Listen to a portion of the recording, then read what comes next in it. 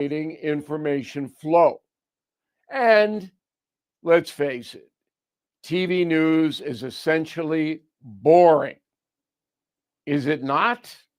I'm Bill O'Reilly. I approve the message by writing it. You can reach me, Bill at BillO'Reilly.com, Bill at BillO'Reilly.com, name and town if you wish to opine. Now let's go to the mail. Amar Shawani, Santa Clarita, California. I appreciate Donald Trump going on the road to talk about affordability. However, it feels like he doesn't care about California. He doesn't. I got to be honest. He thinks your state is totally out of control. And they're suing him and fighting him on every turn. And just today, another judge ruled that he can't send a guard to LA. Trump's not going to help you guys out. David Carvin, Lumberton, New Jersey, on the Minnesota fraudcast, on the Minnesota fraud case. I heard no information on whether the government has recovered any of the funds. It's not been released, but it's doubtful the recovery has already been spent. The $1 billion stolen from the taxpayers has already been spent. It's hard to recover from grifters, especially when they're in prison, where they should be. Reynolds Dickinson, Lake City, Florida. Did the average Italian speak out against the mafia, or were they afraid? Wouldn't that be true of Somalians in Minnesota? Sure. I'm not talking about regular folks. I'm talking about elected leaders like Omar. Where's she? Like Walls. They're trying to justify this. It's ridiculous. The regular folks, of course, are afraid. It's not about them. Lewis, concierge member. Thank you, Lewis. While I agree with you on Nathan Bedford Forrest, this is out of Confronting Evil. Do you consider General Sherman in the same light? Or does he get a pass because Lincoln ordered the destruction?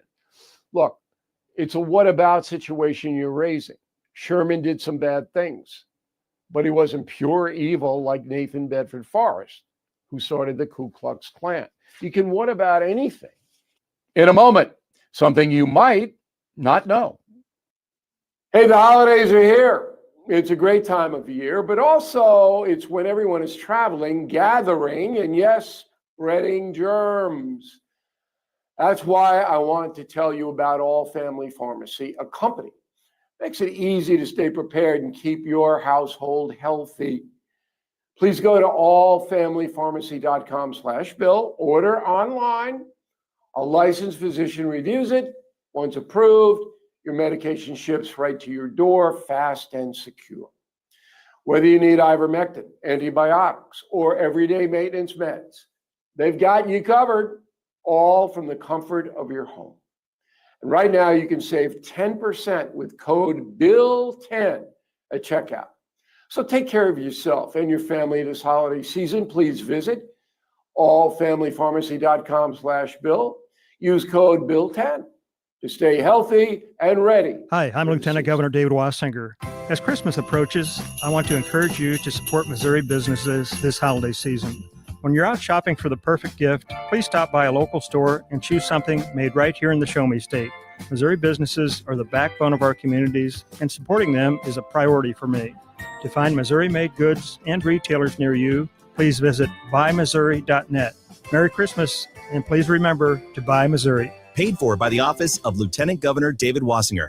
Hey, when pests invade your home, you need someone you can trust. It's Jamie Allman here, and at Buckingham Pest Control, they're not just your exterminators. They're your neighbors and friends. A locally owned family business and St. Louis Magazine A-List award winner, providing affordable, quality pest control. Plus, they offer energy-efficient TAP attic insulation, the only insulation that controls pests and qualifies for federal tax credits through December 31. BuckinghamPestControl.com. That's BuckinghamPestControl.com. Now, the O'Reilly Update brings you something you might not know. 108 years ago today, an Irish priest rented a boarding house in Omaha, Nebraska. His new organization helped neglected children of all ages, races, and religion, primarily boys. And it remains one of the most successful charities in America today. Here is the story of Boys Town. Born in Central Ireland, Father Edward Flanagan moved to the USA in 1904, settling in Omaha. The priest was shocked by the sheer volume of homeless youth roaming the Midwest. On December 12, 1917, Father Flanagan took out a $90 loan from a bank and rented a large house. First called the City of Little Men, he changed the name to Boys Town. Within a year, 100 youths were living on the premises. The priest rented another home, then another. One decade later, the organization had numerous locations and dozens of staffers. In 1938, Father Flanagan's life was portrayed in the film Boys Town, starring Spencer Tracy and Mickey Rooney. Whitey, the laws of Boys Town are made by this body and enforced by this body. The law doesn't require anything of a boy that isn't good for all of us. We have to respect each other if we're going to like each other, and living here together as we all do, we have to like each other if we're going to get along. We've been years building up the rules that we live by, and if you break them, you have to answer for it here in our court. You cannot escape it in Boys Town. Well, 10 years after that film's release, Father Flanagan died from a heart attack during a trip to Germany. He was 61 years old. And here's something else you might not know. Since its founding, more than 400,000 young men have lived in facilities operated by the Boys Town Foundation. The charity began accepting gifts in 1979. If you are interested at all in it, you can go to boystown.com. Simple, boystown.com. Might make a nice Christmas gift donation. Back in a moment. If you own a vehicle with less than 200,000 miles and have an auto warranty about to expire or have no warranty, listen up. Car Shield is a low-cost month-to-month vehicle protection plan. It's now available to the public. You can save out-of-pocket expenses on future auto repairs. Please call Car Shield now to find out how you can pay almost nothing for covered auto repairs. 800-881-0365 for a free quote. This protection plan is at an all-time low price. Drivers who activate this vehicle protection today will also receive free roadside assistance, free towing, and car rental options at no additional cost. So please call for your free quote. 800-881-0365. 800-881-0365. Hey, what do you have to lose? 800-881-0365. Thank you for listening to the O'Reilly Update. I am Bill O'Reilly. For more news and honest analysis, please go to BillO'Reilly.com.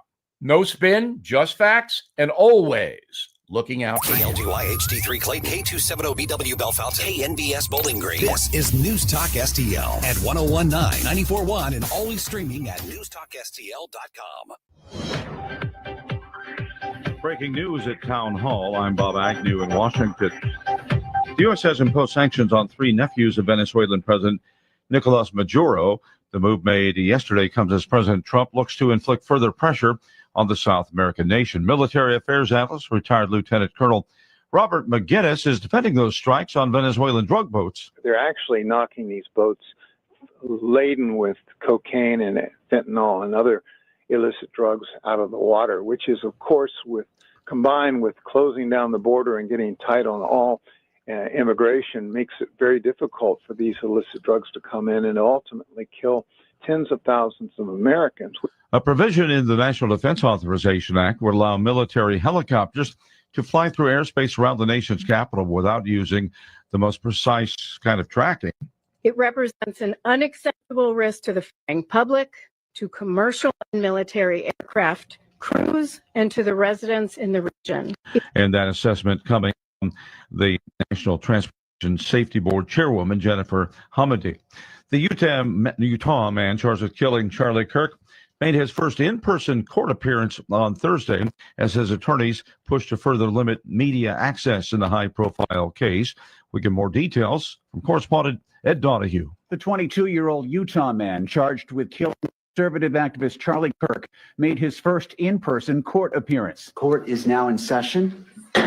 Tyler Robinson arrived with restraints on his wrists and ankles. His legal team and the county sheriff's office asked Judge Tony Graff to ban cameras in the courtroom. The judge said no to the ban. The sanction for today is that this camera will be relocated away from defense table to where the bailiff is. I'm Ed Donahue. More of these stories at townhall.com. Diabetes, high blood pressure, anxiety meds, everyone's on them. If you're a 50-year-old male, maybe a bit porky, and you may even have type 2 diabetes, $1 million of term insurance may only cost you about $200 a month. Call Term Provider. Speak with Big Lou at 800-524-4948. Big Lou will find a term life policy for you even if you have type 2 diabetes, are overweight, or have high blood pressure. Term Provider has helped thousands of people like you who think they can't afford term life insurance. To buy $1 million of affordable term life for you, all you need to do is call Big Lou at 800-524-4948. Lou will make sure the scales are tipped in your favor. Call 800-524-4948. Big Lou will answer your call and work to fit you into a term life policy that you can afford. Remember, Big Lou's like you. He's on meds too. Call 800-524-4948 or biglou.com. From the Michaels Flooring Outlet Weather Center. I'm First Alert 4 Chief Meteorologist Steve Templeton. Cold, cloudy Saturday, low of 23, a high of 27. Some light snow, mainly northeast of St. Louis. We may get clipped by some very, very light snow in the late afternoon, early evening. So let's be on guard for that. Otherwise, Sunday is going to be a dangerously cold day, especially in the morning with a low of 5. Wind chill down to around minus 10. Some areas to the north, minus 20. The afternoon, 16 with a wind chill of 7. The winds do turn lighter, and it is sunny and dry, but a frigid Sunday. That's the latest from the First Alert 4 Weather Center. I'm Chief Meteorologist Steve Templeton. This hour of News Talk STL is brought to you by Rodney and Jen Wallner and the entire Wallner home selling team at Berkshire Hathaway. Call them today at 314-810-SOLD. 314-810-SOLD. Jamie Allman here, tossing and turning over retirement worries. You're not alone. 3 out of 4 Americans share your concern about having enough saved. But here's the thing. A comfortable retirement isn't out of reach, even if you're planning for 30 or 40 years ahead. Every day, Jeff Portman from the Gemini Wealth Group helps people avoid the critical mistakes that can derail their retirement. Build your path to financial confidence. Visit GeminiWealthGroup.com or call Jeff directly at 314-888-0123. Securities and advisory services offered through LPL Financial, a registered investment advisor. Member FINRA, SIPC. Hey, Mike Ferguson here. And for nearly 40 years, Nutrition Stop has been St. Peter's trusted source for natural living. They've got a great, knowledgeable staff offering more than just products. They provide guidance on your wellness journey with exceptional service, from 100% grass-fed meats like elk and bison and local produce to quality supplements and clean household products. 4101 Mexico Road in St. Peter's, just off the interstate at Cave Springs and Highway 70. If you have a phone, you have a radio. Yes, I listen on my phone. Download the all-new News Talk STL app. Love the all-new News Talk STL app. It is awesome. And listen anytime. Love the News Talk STL app. Anywhere. Tim Jones and Chris Arps in the afternoon. The 9 most terrifying words in the English language are, I'm from the government and I'm here to help. The more you remove voting from Election Day, the more opportunity you're offering for people to commit fraud. Are you not entertained? Are you not entertained? I think the Democrats are so short-sighted in this tactic they have now to just cheat at any cost to win elections. You're a lying dog-faced pony soldier. You said you were, but now you got to be honest. I'm going to be honest with you. What are we doing wrong here? As a former leader in the House, I think you can put your finger on it. It's called leadership. We don't have it. Tim Jones and Chris Arps.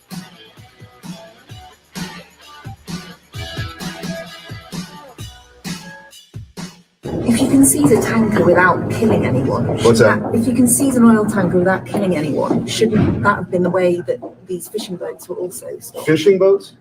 What is a fishing boat? Well, the drug runners? The drug runners. Those aren't fishing boats. Yeah, but those aren't fishing boats. If you can seize a vessel without violence. Okay. If you're asking me if I have sympathy for narco terrorists killing Americans whose boats that are carrying the drugs that kill Americans, I don't. I have sympathy for my neighbors in Missouri who've been poisoned, who died. And we finally have a president who cares about them more than the Democrats care about going down to El Salvador to drink margaritas with terrorists. Missouri's U.S. Senator Eric Schmidt giving the media the business there as they rightfully deserve. Welcome to the Tim Jones and Chris Arps show. Chris, how you doing, my friend? I'm fantastic. How are you? I like that shirt there. It's Looks my very warm and Christmassy, and my winter plaid here. I like that. Yeah, I was on the show the morning show, and Jerome said I look like I'm ready to go cut some wood. I did. My dad and I used to do that a lot back in the day, but nope, I'm just cutting down liberals these days. Those are the days that made you want to go to law school and not do physical hard labor, right? Man, Dad used to get me up at my father's a farm boy, and he grew up in Southwest Missouri on what he describes as a dirt and rock farm, because that's what they grow down there in Southwest Missouri.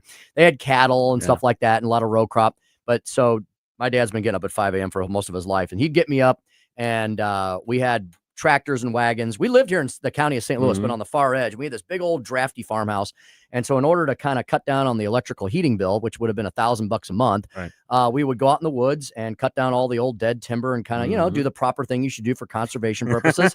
And we would be out there for hours. Oh my goodness. I know what every single chainsaw on the planet does. And it was great work. It was hard work. It was honest work. But Dad said, this is why I'm sending you to law school. There you have it. So. And speaking of Mr. and Miss Jones, it was great seeing them last night at the annual News Talk STL Christmas party. I love what your a mom. crowd. I love your mom. Oh, well, thank you very much. She does. I just love her attitude. She was the highlight of the party. Yes. Yeah. Yeah. What a crowd we had, Chris.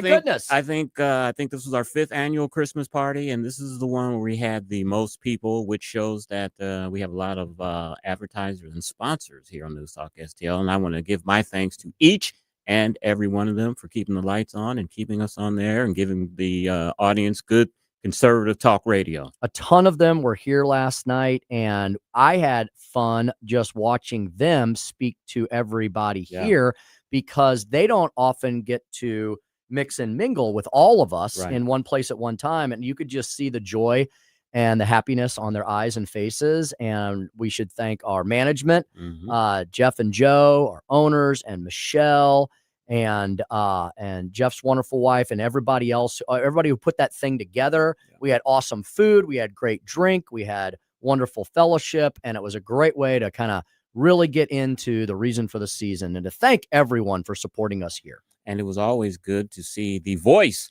of News Talk STL, Jim Bodlin. Don't see him very often. I went up to him and touched his face. I'm like, I think I know you. I think you look familiar. Are you AI? Yeah, exactly. It was a great time indeed.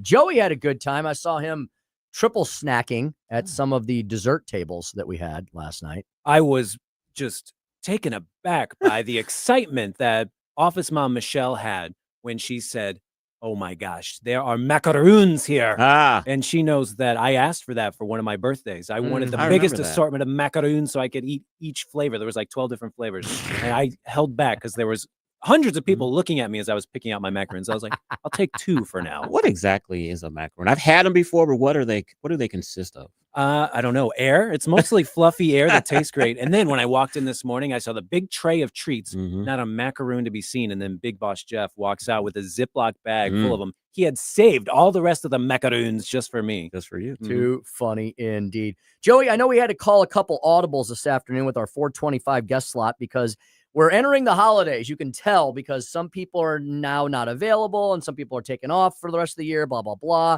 Do we have somebody for 425 or are we still working on that? I'm talking right now with the booker to see if I have another congressman that can take the seat of Bob Onder. Congressman Bob Onder and Congressman Eric Burleson, both in the air this afternoon, heading back to the Happy Heartland. So we have been offered yet a third congressman. So we'll see if we can get them on with us this afternoon. Chris's Corner, though, that's going to happen for sure at 4:45. It is. And, yesterday my Chris's Corner was on this sad situation at the University of Michigan with the football coach, Shamor. I can't even think of his name now. Moore. There is a sports reporter, a female, Jamel Moore Hill. I don't know if you ever heard of her. She's very controversial. Yeah. She called Trump a racist and all these things. Well, she came out with a commentary saying that this whole situation with the coach of Michigan, it's racist. You got to be kidding me. Yeah, it's racist. Is it Trump's fault too? Probably. Is it Trump's fault that he was Probably. sleeping with his executive assistant? So I've got a counterbalance to her assertions that his dismissal was because of race. I think I'm going to counter that. When did we get to the point in time in this nation where we don't accept responsibility for any of our actions? Yeah, Ever. And you know, I forgot to mention this yesterday in the Chris's Corner. The one thing that makes this situation just as sad as his actions is that he was kind of a role model for African Americans. He was the first African American coach of Michigan. I think it's a 158-year-old program, and he went down in flames. And a lot of African Americans, whatever side of the aisle that they are on, are kind of disappointed that he let us down in a sense. Yep, because there are several notable Black Americans who are coaching at the highest levels of collegiate and professional sports. The coach of the Pittsburgh Steelers, Tomlin. Oh yeah. They're trying to get him out though. Are they really? Yeah, he's the Steelers have not had last few seasons have not been very good, so the fans are kind of turning on him a little bit. But I wanted to point out my point in that I didn't know they were having a rough season. My wife went to school with him. Oh, did she? Suzanne was in the same class as Tomlin at.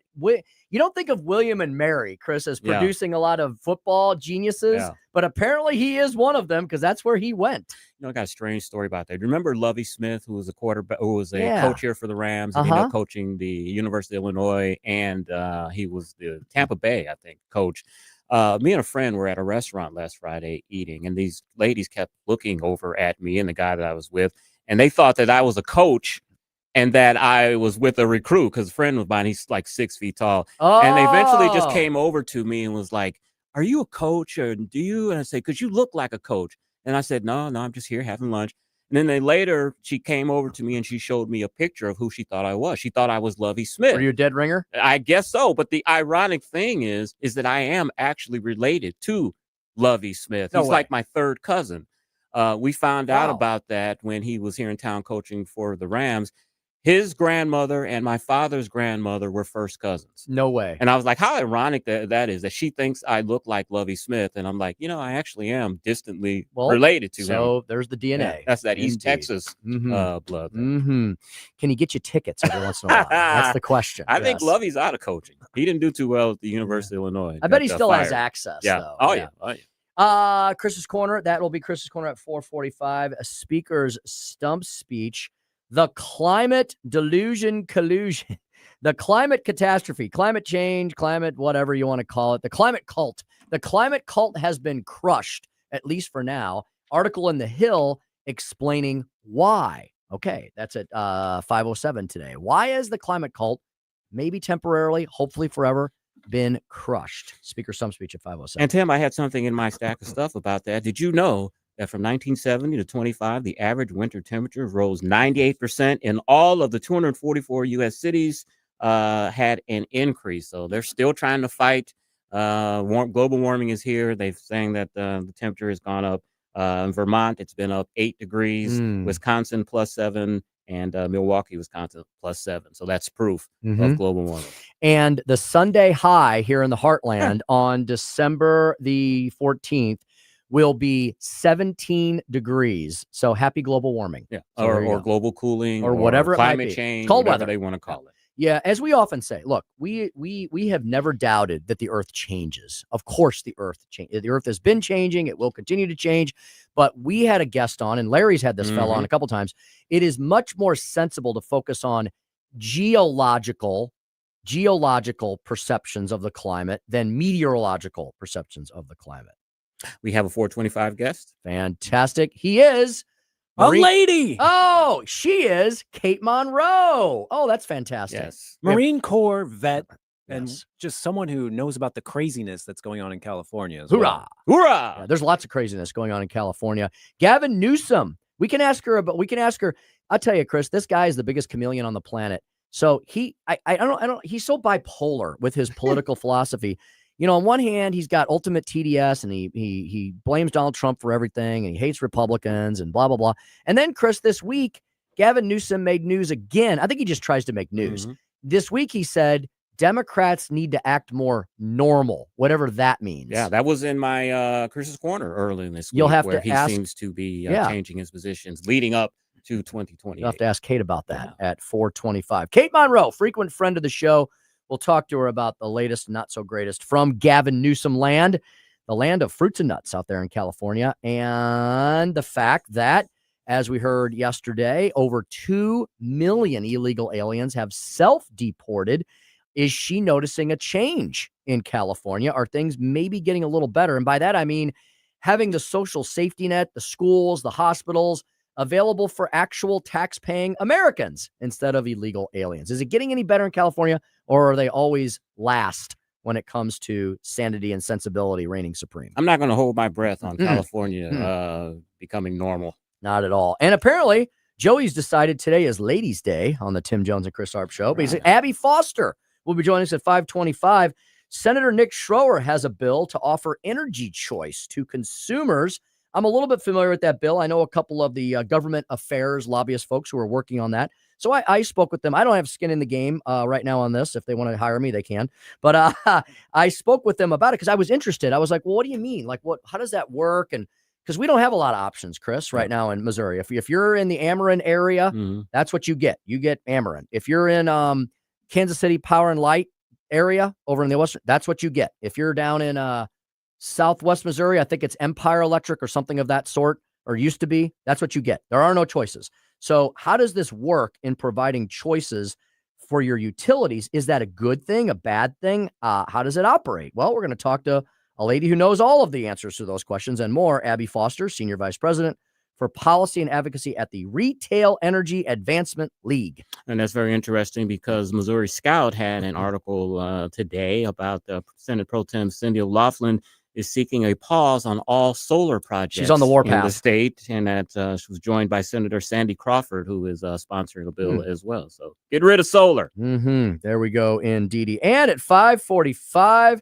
yes, Joey V's movies back again. Marty Supreme, starring Joey, one of our favorite actors. Timothée Chalamet. Timothée Chalamet. He's French, Chris. You got to say it right. Timothée. And Gwyneth Paltrow and a whole feast of other people you're going to know and love from this movie. Joey, Mr. Wonderful from Shark Tank does an incredible performance in this. Okay, Joey, you mentioned Cast of Thousands and you mentioned Oscar buzz for this movie. Guaranteed Oscar nominations and wins. I'm calling it now. Whoa, hey. Its only other competition is maybe one battle after another with Leo. It'll be Leo versus Timothée. Would you be giving, because I don't know anything about movies and everything, would you be giving anything away if you told us a little bit about what this movie is about so I can kind of be... I don't know if this is offensive to the people that do this sport, but it's about ping pong. Okay. Now, if you were a table tennis player, would you be offended if I said ping pong? Does that sound childish? I think people that play at home in their basement call it ping pong, but professionals call it table tennis. I think you got that right. I think I'm a ping ponger, not a table tennis player. The official name of the league is the ITTF, the International Table Tennis Federation. So ping pong, I think I just made some people mad. I'm sorry, guys. It's fascinating, though, when you watch that. Oh, the Olympic guys? Those tournaments, how they can just return those balls. I'm sure they're coming at them at 100 plus miles per hour. And a little tiny ball. Quick. Yeah. Can hardly keep track of them. Yeah. It's amazing. But Timothée, he's 1950s New York. He's wanted to be the greatest ping pong player in the world. Is this a true story? It's based on this guy, Marty Reisman, who was one of the best table tennis players of all time and also out of New York. Okay. But not really his entire life story. It gets nuts in this movie. Because I'm curious. I'm trying to understand how a table tennis movie could be up for Best Picture. Me too. That's what's so exciting. But we'll see. Apparently, there's a lot of intense drama involved. Never knew that. In this table tennis movie. Yeah, that's at 5:45. Joey V's movies. Marty, there's a lot of sex involved in this movie. Yeah, is there, Joey? There's a lot of sexual content. Opening credits, it's them banging. I swear. Okay. That was like the opening of Charlie Wilson's War. Yeah, where Tom Hanks is in the hot tub in Vegas with the hookers and the blow. Yeah. It's I love like, oh, this is how this movie's gonna roll, and then it kind of gets a little more serious. But that was a very funny opening of a movie as well, which I really enjoyed. Charlie Wilson's War. It was a good movie. Watched that on Netflix several years ago. Very good flick. Before we head to our first break and bring in Kate Monroe, who's going to tell us about what the latest and not so greatest probably is in crazy California and more. Want to remind you, the food drive continues through December 21st. We have mounds of food here, but we're happy to have many mounds more. There's now with Chris's St. Louis Windows and Doors folks jumping in, we have 11 locations around the St. Louis Metro. If you want to know where those are, and if there's one near you, which I promise you there is because they're all over the place, you can go to newstalkstl.com and you can check out everything you need to know about how to participate in our canned food drive. So what is today? Today's the 12th. We got another 9 days left for you to participate in this. And I think the STL Windows and Doors folks are going to do like a runaround on the 22nd. 22nd. They're going to come pick your donation up if you call them and let them know. Their website is STL Windows and Doors. So if you've got items that you want to pick up around December 22nd, they will pick them up and bring them to us or to one of the drop-off points, which I noticed, Tim, when I came in today, that our barrel was starting to get full again. It is. It is indeed. And if you want to win stuff, we can help you out on that item as well. newstalkstl.com/Christmas for the conservative Christmas stocking stuffer contest. A whole gaggle of our advertisers and supporters have donated a ton of gift cards. Newstetter's Fine Jewelers with the top prize of $500 gift certificate for Newstetter's Fine Jewelers. In addition to that, like I mentioned, a whole host of other gift cards will be given out. Joey, prior to the Christmas holiday, to help out those folks who forgot to go buy stuff? I'm letting people know on December 23rd, so they'll be opening presents knowing that they could come and get it right before we close for the day, or wait till after we reopen the following week. All right. And just for clarification, we are not eligible to win the Newstetter prize, correct? Is that true or not? I'm not. So I'm going to enter. I don't know. Did you have a good interview with Richard yesterday? I did. We always have great interviews with Richard. Maybe you can convince him. We did indeed. All right, we're going to head to our first break this afternoon. Kate Monroe, U.S. Marine Corps retired. She does a lot of great work with vets. A lot of great work with vets throughout the year, but especially during the holiday season when many folks need the help the most. All of that next on the Tim Jones and Chris Arps Show. 101.9, 94.1 News Talk STL.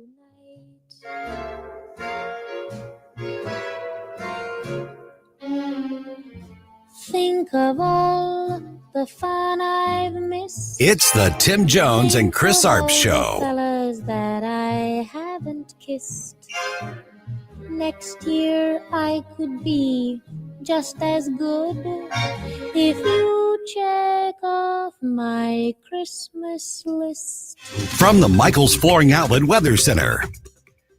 I'm First Alert 4 Chief Meteorologist Steve Templeton. Cold, cloudy Saturday, low of 23, a high of 27. Some light snow, mainly northeast of St. Louis. We may get clipped by some very, very light snow in the late afternoon, early evening. So let's be on guard for that. Otherwise, Sunday is going to be a dangerously cold day, especially in the morning with a low of 5. Wind chill down to around -10, some areas to the north -20. The afternoon, 16 with a wind chill of 7. The winds do turn lighter, and it is sunny and dry, but a frigid Sunday. That's the latest from the First Alert 4 Weather Center. I'm Chief Meteorologist Steve Templeton. Hey everyone, it's Todd Showalter with my buddy Joey V. Be sure to join me and Joey for the Right Mind Show, where we put the fun in our dysfunctional world. Saturdays at 5, right here at 101.9, 94.1 News Talk STL. And speaking of last night's Christmas party and one of our fine advertisers, my dentist was there, Dr. Alan Link. Of course, he is with the Dental Link in Baldwin, and Dr. Link and his team, they are true pioneers in modern dental implant dentistry. You know, I tell you that I went through the many dental implant process myself. And let me tell you firsthand, it was less invasive, it was less painful, and the recovery time was so much quicker than I expected. And I'm not the only one in my family who trusts Dr. Link. My wife and even my father-in-law are patients too, which tells you how much confidence we have in the Dental Link. So if you're missing a tooth or struggling with loose dentures, many dental implants, they may be the solution you've been waiting for. And here's the best part. They cost much less than traditional implants. That used to be very, very expensive, but no longer. You know, the Dental Link, of course, is a state-of-the-art facility right on Manchester Road in Baldwin, offering everything from cosmetic dentistry to implants. Take it from me and my family. If you want your smile back with confidence, call the Dental Link today at 314-794-6464 or visit dentallink.com. Tony Colombo here for Gutter Pros and Exteriors, your all-in-one service team that brings years of experience and quality that's affordable right to your doorstep. Christine and I discovered Gutter Pros and Exteriors when we bought our home and inherited a gutter problem. And they've also repaired siding damage on our home because along with gutter repair, gutter installation, and leaf protection, the Gutter Pros team are also the best for repairing other exterior damage, including fascia, soffit, and all siding repair and installation. Learn about all the ways Gutter Pros and Exteriors can help your home or business right now at gutterpros.com. Hey, it's Susie Moore. If new flooring makes you think hassle, think again, because Michael's Flooring is changing the game. For over 30 years, Michael's has been locally owned and trusted for quality, variety, and amazing service. Whether it's carpet, hardwood, laminate, luxury vinyl, or ceramic tile, their expert team makes installing new floors exciting, not stressful. That's why customers keep coming back. Visit Michael's Flooring at St. Peter's, Starting Prairie, Creve Coeur, or online at igotfloored.com. That's igotfloored.com. Looking for a hardware store that treats you like family? Welcome to True Value Schneider's Hardware, your local gem in Old Town St. Peter's. For over 100 years, we're proudly serving St. Charles County, providing everything from lawn and garden supplies to plumbing and electrical. Need a bolt or fastener? We've got you covered. And don't forget, we're a steel dealership. Whether you need sales, parts, or service, ask for Charlie or Jerry when you come in. We're here to help. Call 636-278-4461 or visit us online at truevalue.com/Schneiders. Jeffco Patriot Radio. Hey guys, Jefferson County Councilman Billy Crow here from Jeffco Patriot Radio. On behalf of Tim Jones and I just want to thank you for making Jeffco Patriot Radio the #1 listened to show on Sundays here on News Talk STL, where we dive into all the things happening in and around Jefferson County. Check Tim Jones and I out on Jeffco Patriot Radio this and every Sunday at high noon here on 1019 94.1 News Talk STL. Jeffco Patriot Radio. Hey, Columbo here for Rockwood Charcoal. Rockwood is made from 100% pure Missouri oak and hickory, so you're cooking with the best and supporting local industry and a local business all at once. There's over 100 area Rockwood retailers. Find yours at rockwoodcharcoal.com. This hour of Jones and Arps is brought to you by Stifel. Contact your Stifel financial advisor at stifel.com. That's STIFEL.com.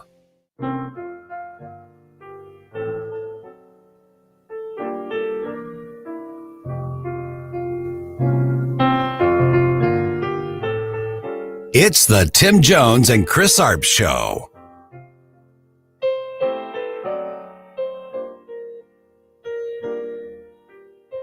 Border crossings are down over 93% year over year.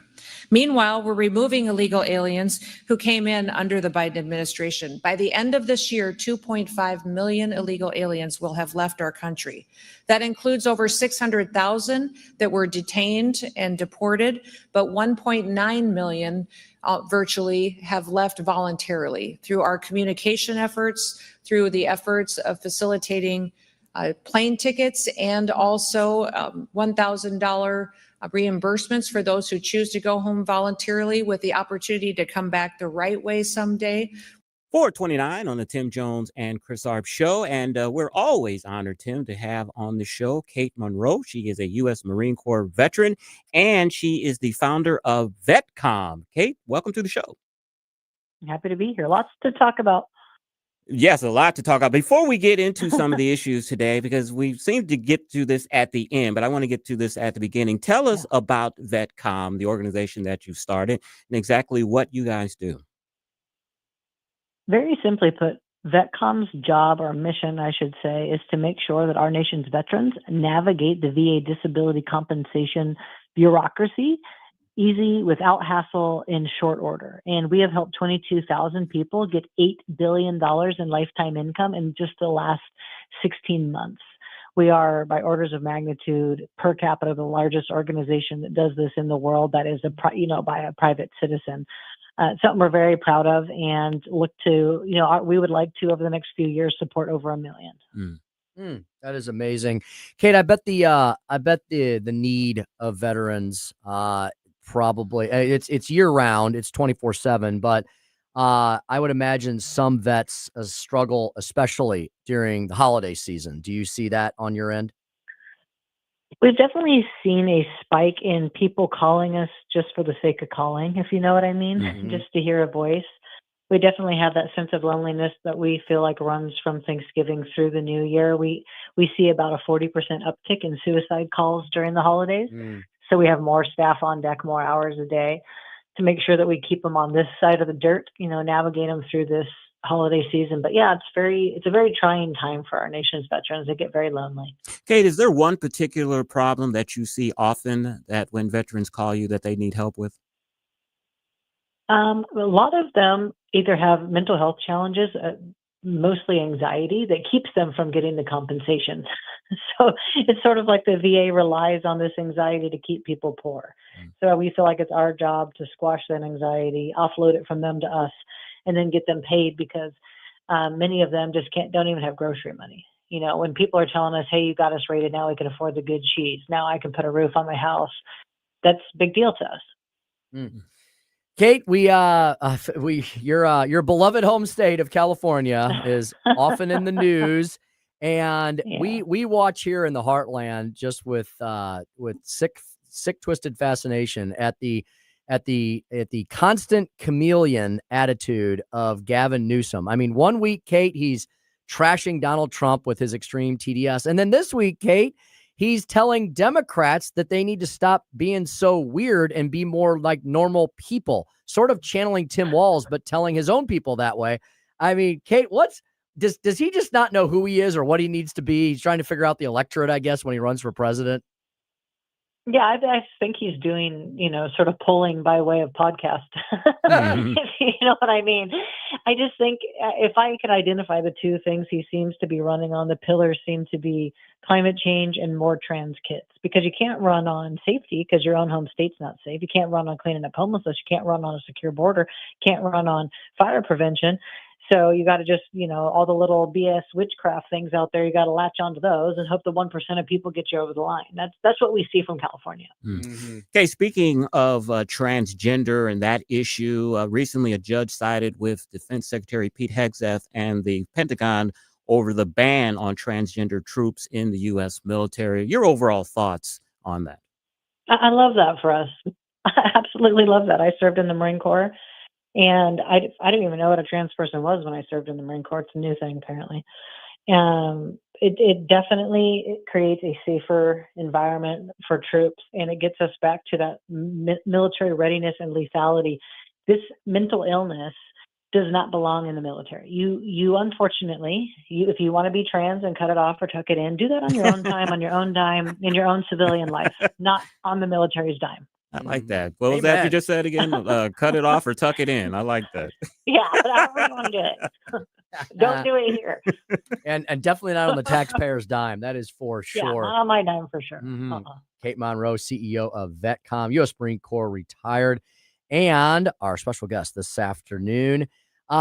Kate, it's amazing, isn't it? Watching Democrats, their comms partners in the national liberal media, once again, twist themselves into pretzels. Donald Trump has a magnificent way of making them do this, defending narco terrorists and Venezuelan dictators over blowing up drug boats. I mean, Kate, did you ever think you'd see the day? No, it's wild. I'm thinking you didn't get this mad when the drugs made their way to the shore and killed people's kids. Like, where was all this outrage then? It's like somebody who served in the military. I'm so good with us handling war out on the water, or from the water for that matter. I'm not really trying to make sure that should they land on the beach and then go out with all the beachgoers and then they, shoot missiles at them then? Like, when should they do it? When is a good time? That's such a great point. Okay, we know that AI is everywhere now. You can't turn on the news or look in your newspaper without some type of AI story. You penned a op-ed that highlights the challenges of the Veterans Association's AI-driven claims processing. Tell us about that op-ed. Well, it's a twofold problem. You have some companies popping up that want to use AI to make claims. But AI is going to, unfortunately, not know what it's doing and make you complicit in fraud. And the secondary thing that's happening is the VA itself, to sort of, in quotes, get down the backlog, they're utilizing AI to run through records, to run through all of the submissions, and AI is just deciding, well, these people just they're not going to get an appointment. Well, how then does it get extrapolated further when AI talks to AI? AI's job is to be efficient with your dollars.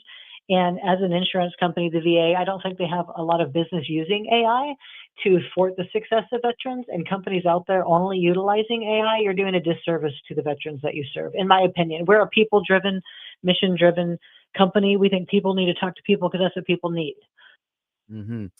Kate, we don't hear, he's not in the news often, but I do enjoy hearing him when he is, the current U.S. Secretary of Veterans Affairs, former Congressman Doug Collins. Kate, because we don't hear about him so much, tell our listeners how you think he's doing. What is he doing to reform and make the VA better and work more for veterans?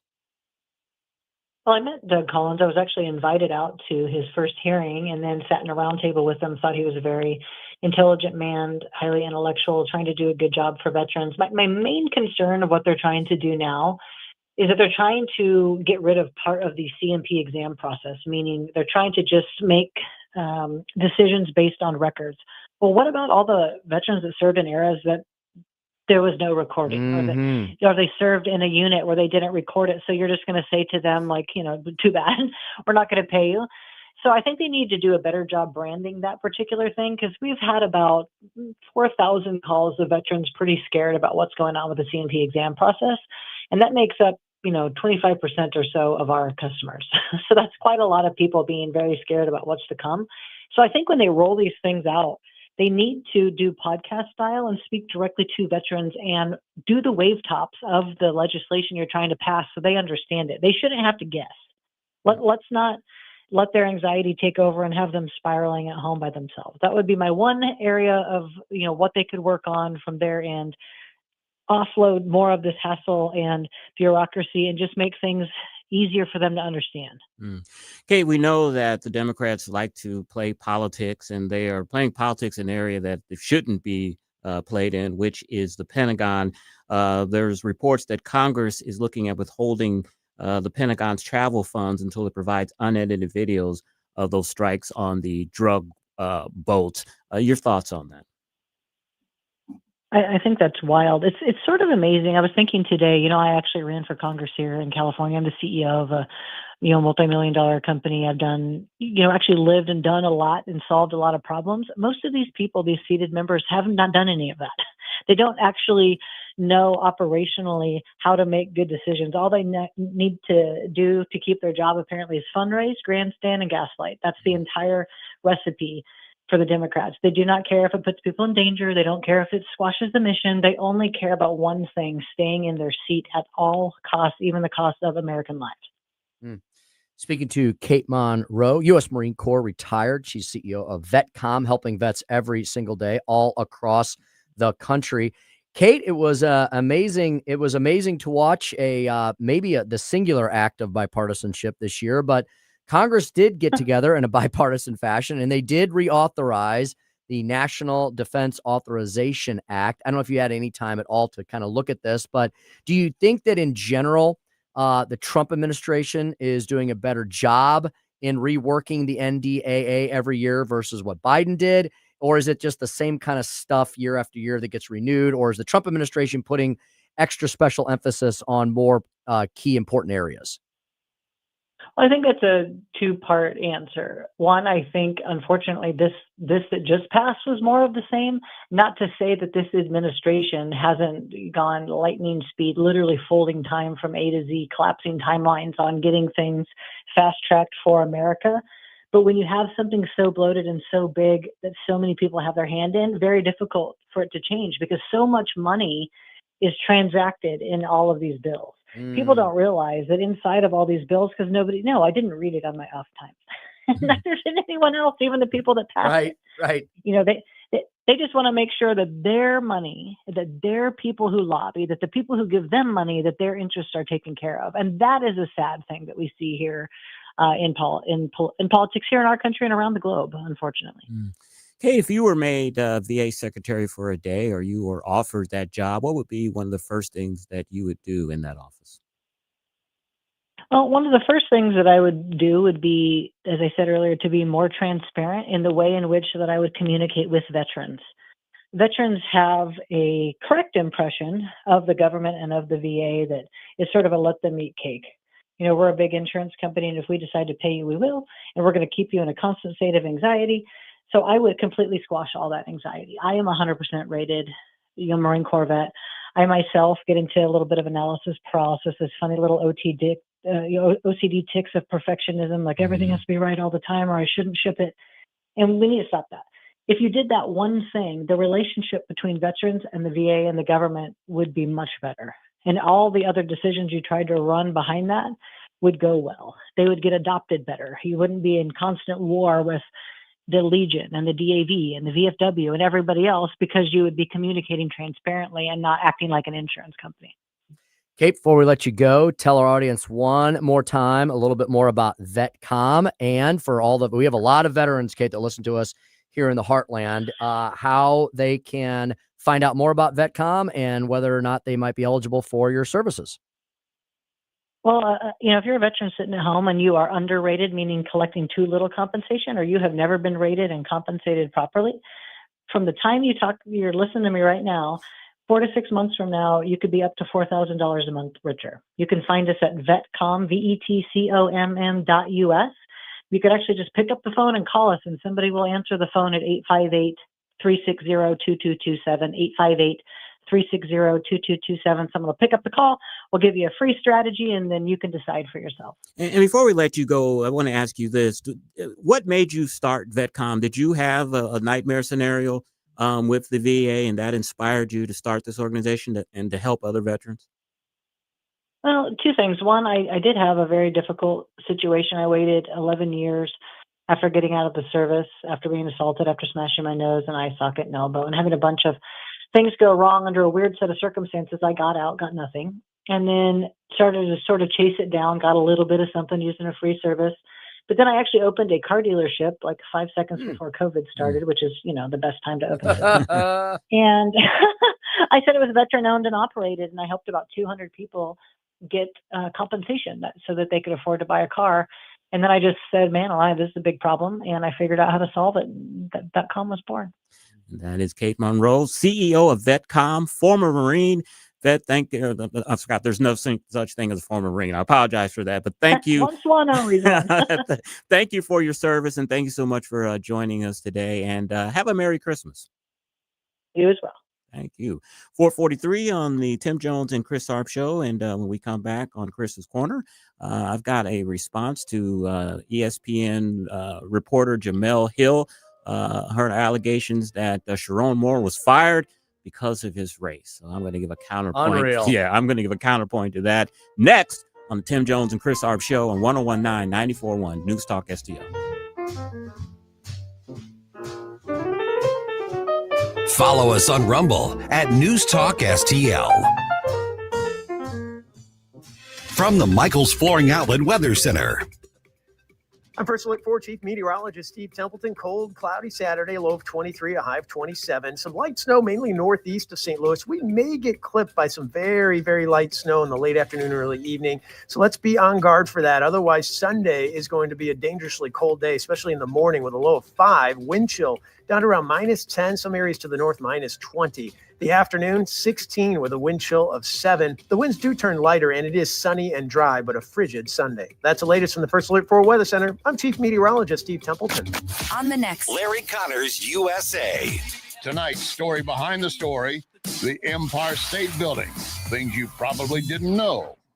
Larry Connors USA. Now weeknights 6 until 8 on News Talk STL. Concerned about the condition of your windows driving up your energy bills? I was too. It's only called STL Windows and Doors. Call today for your free in-home estimate and start saving tomorrow. 314-277-5952 or stlwindowsanddoors.com.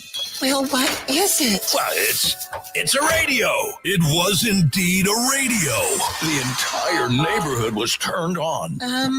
The news, analysis, and opinion poured over me like a warm glass of Ovaltine. We triple dog dare you to have a Merry Christmas. From Gingham's Homestyle Restaurant, DiGregorio's Food Products, RealtyNet Service Realtors, and News Talk STL. What was that? My radio! JC's Wayback Machine. This week, it's more stuff from my exclusive Christmas library, including a hilarious interview with Harry Connick Jr. Number one, if you could not sing ever again when I'm talking. Okay, wow. I thought we established that. Wow. Plus great tunes from the 90s, 80s, and 70s. Nobody in St. Louis radio is doing what we're doing, and it's all brought to you by the Weber Automotive Group. It's JC's Wayback Machine. Every Saturday night, 6 to 9. News Talk STL. This hour of Jones and Arps is brought to you by Stifel. Contact your Stifel financial advisor at stifel.com. That's STIFEL.com.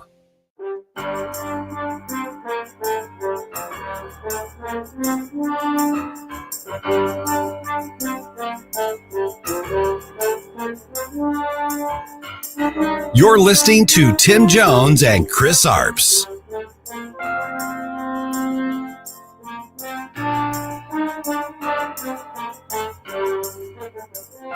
Today, the former University of Michigan football coach who was fired and arrested, now facing multiple charges, virtually appearing in court for the first time as stunning details emerge. A criminal complaint charging Sharon Moore with felony home invasion and 2 misdemeanors of stalking and breaking and entering. Moore's defense telling the court the 39-year-old has no criminal history and poses no threat to the public. The judge ordering Moore to be released on $25,000 bond. In court, Moore barely speaking. You understand?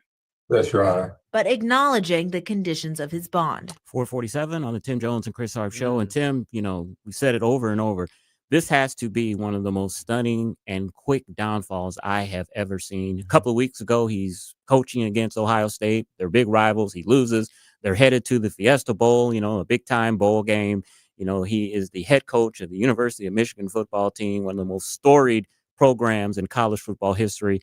And now he's in a jail cell being accused of assaulting his girlfriend, getting her pregnant, cheating on his wife. He has 3 young daughters. I mean, I'm searching my memory banks to remember such a quick downfall as this. It's sad.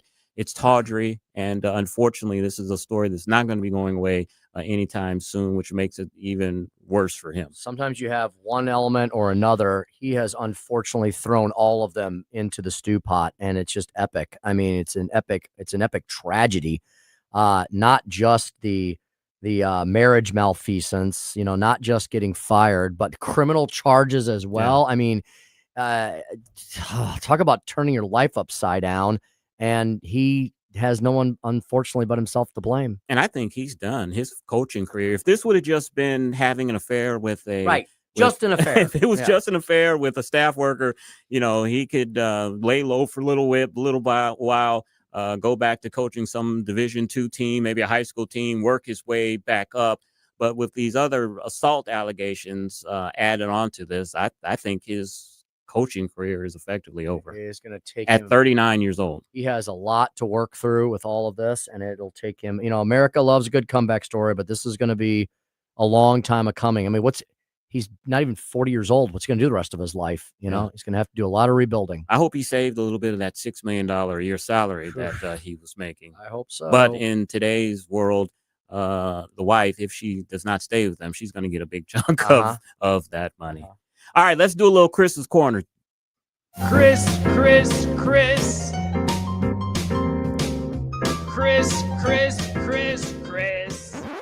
And if you don't know, now you know. And now, Chris's Corner.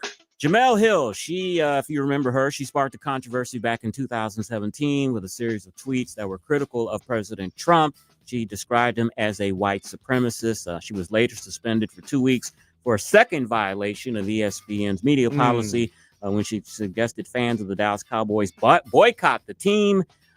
Sponsors in retaliation for Jerry Jones' stance on players kneeling during the national anthem. Well, she has come out with an assertion that Sharon Moore was fired because of his skin color. It isn't just wrong. It's lazy, it's dishonest, and it's corrosive. Look, this wasn't about wins and losses. As sure as hell, it wasn't about race. It was about conduct, judgment, and accountability. The same standards every coach, CEO, or public figure is held to when their personal behavior collides with their professional responsibilities. Here's what Jemele Hill always does. She strips away context, ignores facts, and injects race where it doesn't belong, because race is the only lens she knows how to use. I call those types of people poverty pimps. If a black man succeeds, it's historic.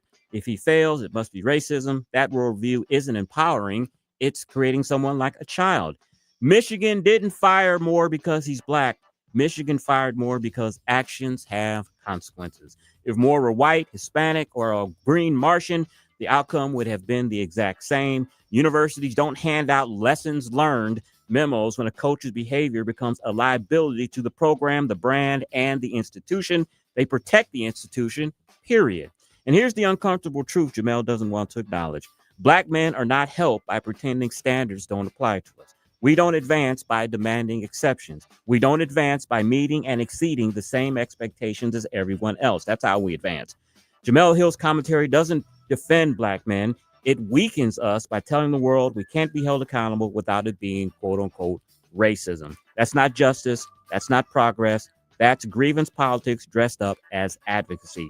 And Black America deserves better than that. And that is Chris's Corner. I mean, home invasion, stalking, and harassment charges. Is it racist to charge someone for breaking into somebody else's home and threatening them? And is it racist that did racism cause him to have a extramarital affair for not just a moment or two, but apparently for years? I mean, let me tell you something.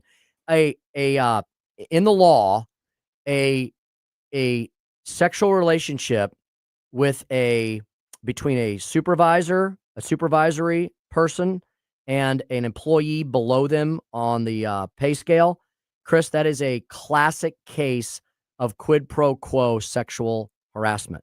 There's nothing racist about proceeding against him for that. And here's Jamele's direct quote. She said, if Sharon Moore looked different, this would be a lesson learned, quote unquote, and a new contract, not a pink slip. He wasn't evaluated on wins and losses. He was judged on skin color. I mean, that's absolutely BS. It doesn't matter what color this man is.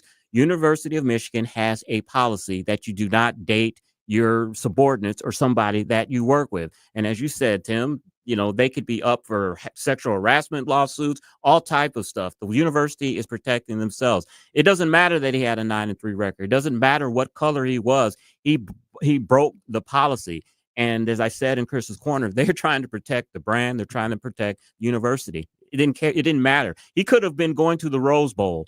And if this same situation would have happened, Michigan could have been in the playoffs to win the national championship, going to the Rose Bowl, the whole nine. If the same situation would have happened, he would have still been terminated. Yeah. The only way that her remarks would be proper or that she could be vindicated for such stupidity in any way is if she could have given examples of similarly situated people, I guess white guys, who had the same types of allegations and were not fired from the university. So, but she didn't, right? And no one, and she knows, and so she doesn't allow herself to be challenged on that. She doesn't take any follow-up questions.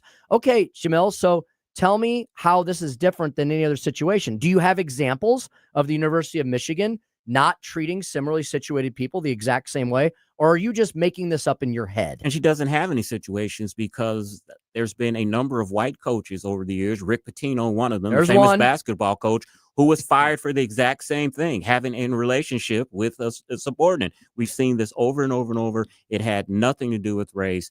I'm an African-American, and I just get sick of hearing people making excuses for someone making stupid mistakes. Race had absolutely nothing to do with We brought up a bunch of people yesterday. One of them was Matt Lauer. Yeah. Matt Lauer is a white guy. Yeah. And he was terminated for inappropriate sexual relations with employees that he was technically supervisory level, management level over them.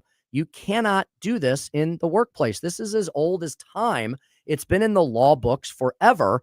And we could probably do a quick internet search and come up with a million other examples of people who are white, black, brown, and all the colors of the rainbow, because employers cannot allow this to happen in the workplace. And you can almost take this a step further, because she's totally ignoring the fact of what he did after he was fired. And all that. So are you trying to say that because he was fired, because he was black, that's the reason he went out and assaulted his former girlfriend and allegedly put a knife to her throat and allegedly threatened to kill himself because he was fired because he was black? It's just nonsensical. It doesn't make any sense at all. It's a sad, tragic situation, and people like her acting in that way, they make it worse. You know what I mean? They make the situation worse by getting people all in a tizzy and inflamed on a reason that does not need to be part of the conversation. She's injecting something in that is completely an irrelevant red herring and does not belong in the discussion on this very serious,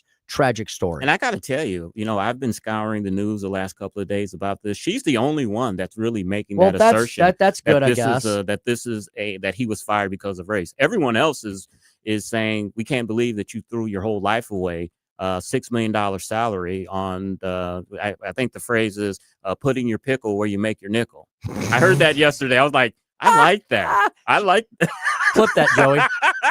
Put in your pickle where you make your nickel. Just silly. Now the other thing too. Not even the cackling hens on The View. Scarface said something like that. Did he say that? Don't get high on your own supply. Don't Mike. get high on your own supply. Exactly. So, Chris, not even The View ladies have jumped in on this no one. No one has come to his fence. Now, one thing that has happened, which I did hear, especially among some African American liberal women, is they're making the assertion that if he wouldn't have been messing around with a white woman or marrying a white woman, maybe he wouldn't have had all of this trouble. I have heard that. I have heard that assertion that it's the white woman that got him in trouble. But I'm not hearing a lot of things that he was fired because of his race. And maybe that's progress, I guess, among the African American community. Yes. Not saying. I thought we got past that with the Jeffersons. I guess so. Who knows? All right, Tim, Speaker stump speech at 5:07. Yes. Ish. The climate cult has been crushed, at least for now, and we'll explain why. Can't wait to hear that at 5:07. And then at 5:24, we're going to speak with Abby Foster. She's a senior vice president of policy and advocacy at Retail Energy Advancement. We're going to talk about Nick Schroer's bill to offer energy choice to consumers. And as we know, as good conservatives, choice is always good. And at 5:45, Joey is going to review Marty Supreme, starring Timothée Chalamet. Did I say it French enough? Said it okay, a little bit better. Timothée Chalamet. Tap your cigarette when you do it. Timothée. And it rhymes. All right. You're listening to Tim Jones and Chris Arps Show on 101.9, 94.1 News Talk STL. Welcome home.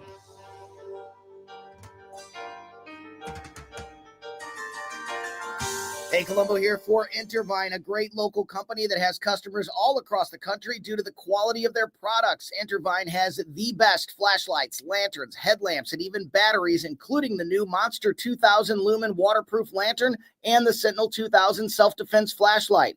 Our home and vehicles are full of great Intervine products, and right now you can shop their website and get 25% off your entire purchase just by using my name, Tony, as your promo code. That's promo code Tony at Intervine.com.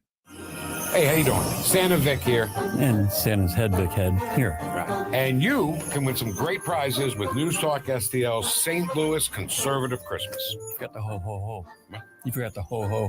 Oh. No, ho. Oh. Log on to newstalkstl.com for your chance to win great prizes from Ami's Pizzeria and Restaurant, Small Cakes Cupcakery and Creamery, and Gulf Shores Restaurant, Food Truck and Catering. Newstalkstl.com. Oh.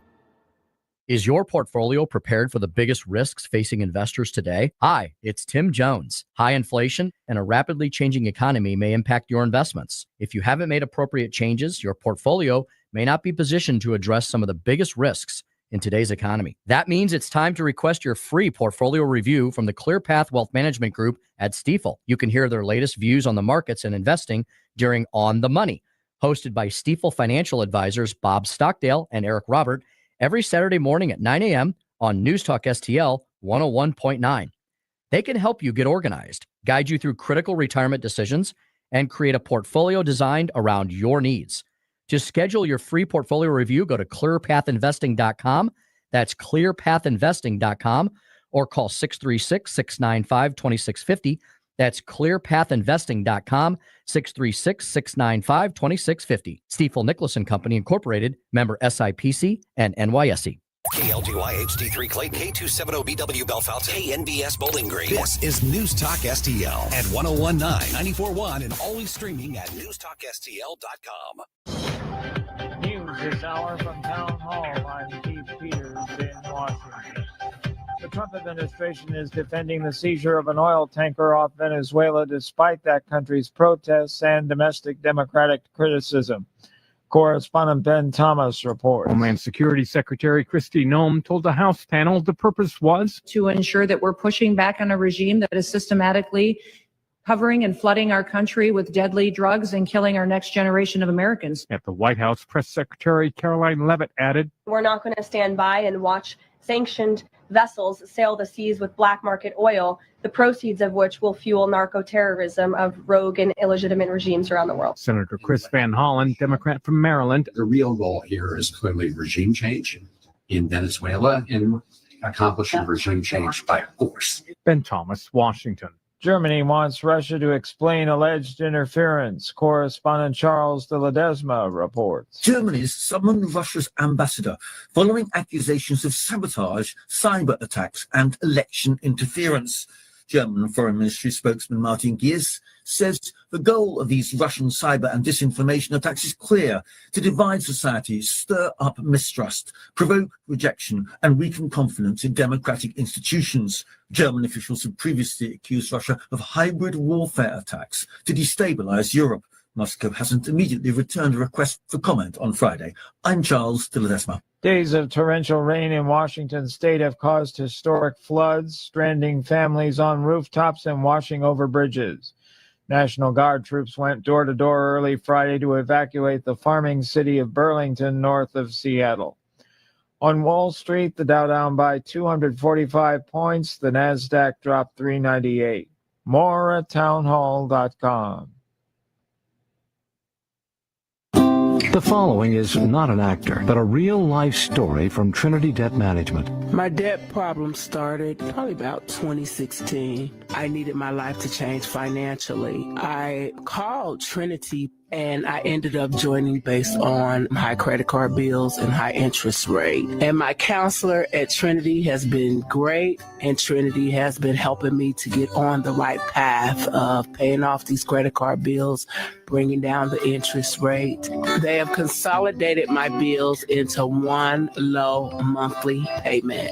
And now I am finally getting out of credit card debt.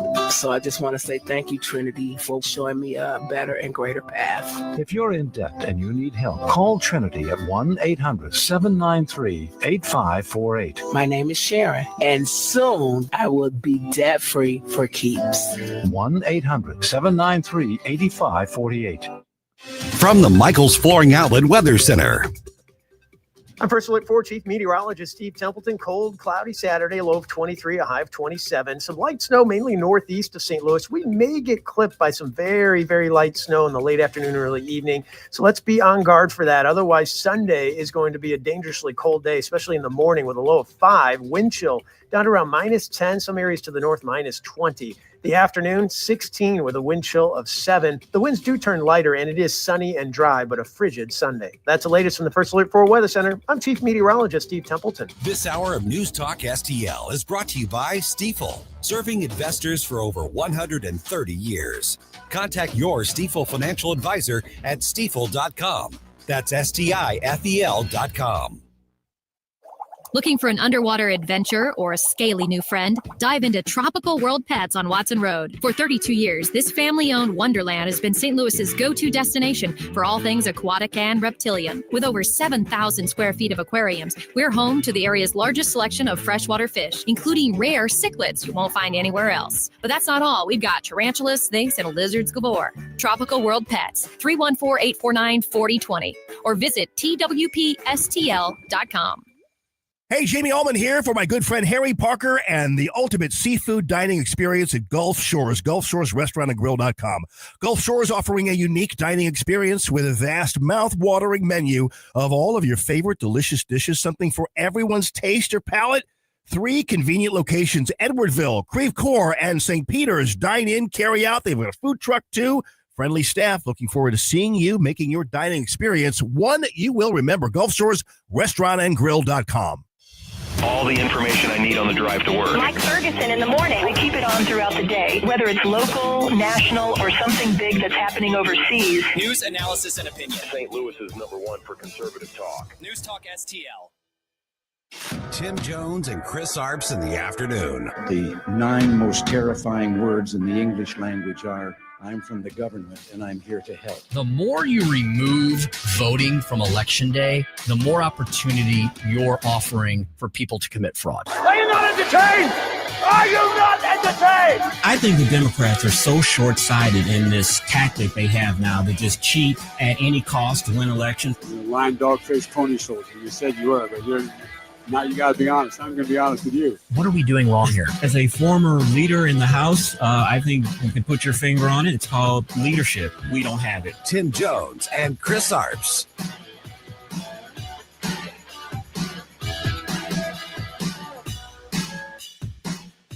Democrats obviously pushed for the extension of these subsidies during the shutdown. You had a group of Democrats in the Senate who said, give us a vote on health care, we'll reopen the government. Still no solution. Were all of those tactics working? So that's not a question for me to answer. That's a question for Republicans to answer. Why did they shut the government down? We've raised the issue of the Affordable Care Act tax credits. And by the way, the overwhelming majority of the American people are with us. 5 legislative days left before tens of millions of people experience dramatically increased healthcare premiums. Liar. I don't think Hakeem Jeffries said one truthful thing in that entire answer. You know what he can't say, but he'll say that because the Democrats shut down the government for 45 days or however it was, there wasn't enough time this year to vote on some type of health care act before the tax credits expire. So that helps them in the long run because they're going to vote. They're going to run on this in next year. And they're saying that they want a 3-year clean extension of the tax credits. They don't want any type of compromises or anything to happen.